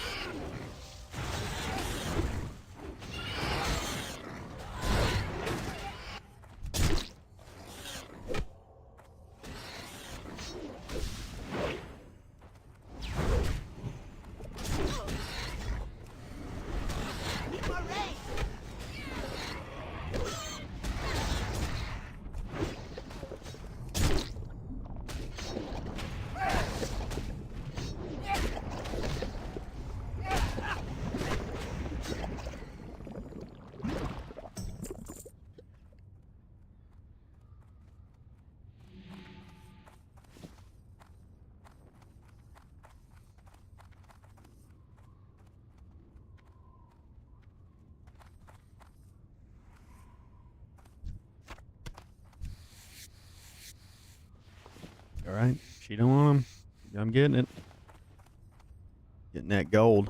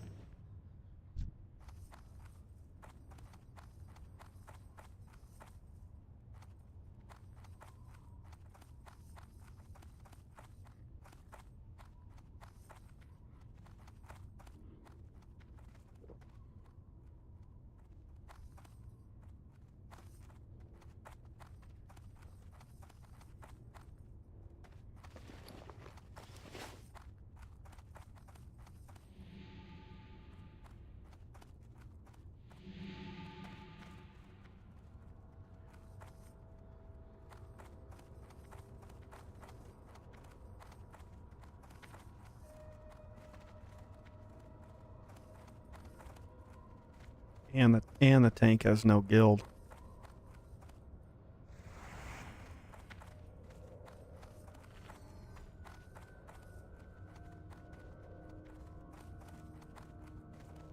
in this game, whether it's retail or class, you usually just get spammed with guild invites if you don't have one.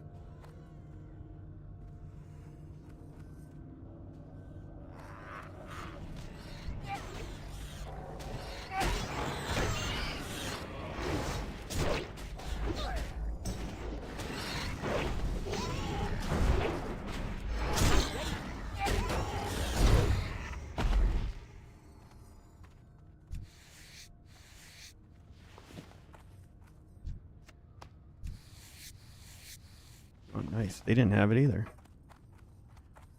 Hey, how you doing?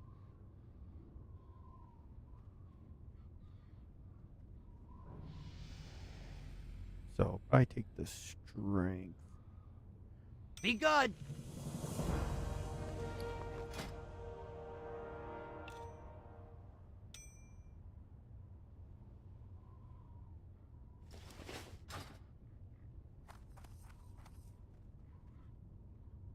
Grab a flight path.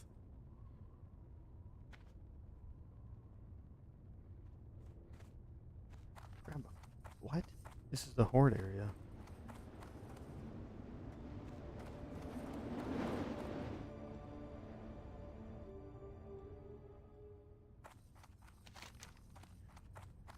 Flight path.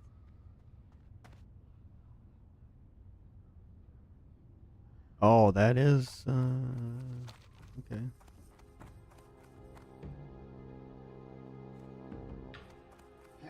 Yeah, that's a night elf, I guess.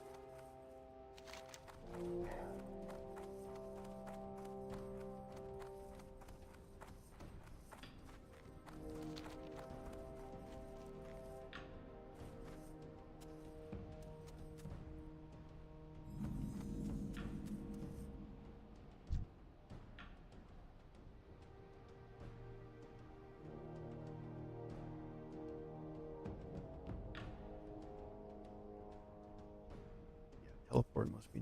Teleport's nice. But only mages can do it. Well, our hearth is Darkshire.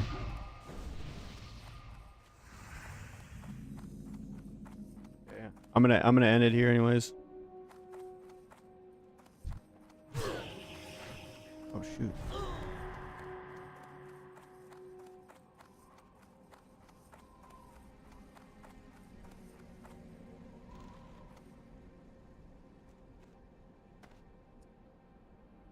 But anyways, yeah, guys, if you're just tuning in, I apologize, but we're gonna call it here.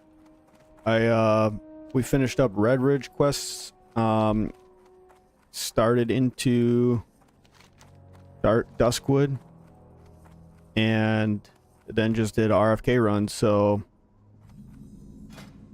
got a dagger tanking, which we'll use at 27. Yeah, 27. And got a bunch of leather and some iron.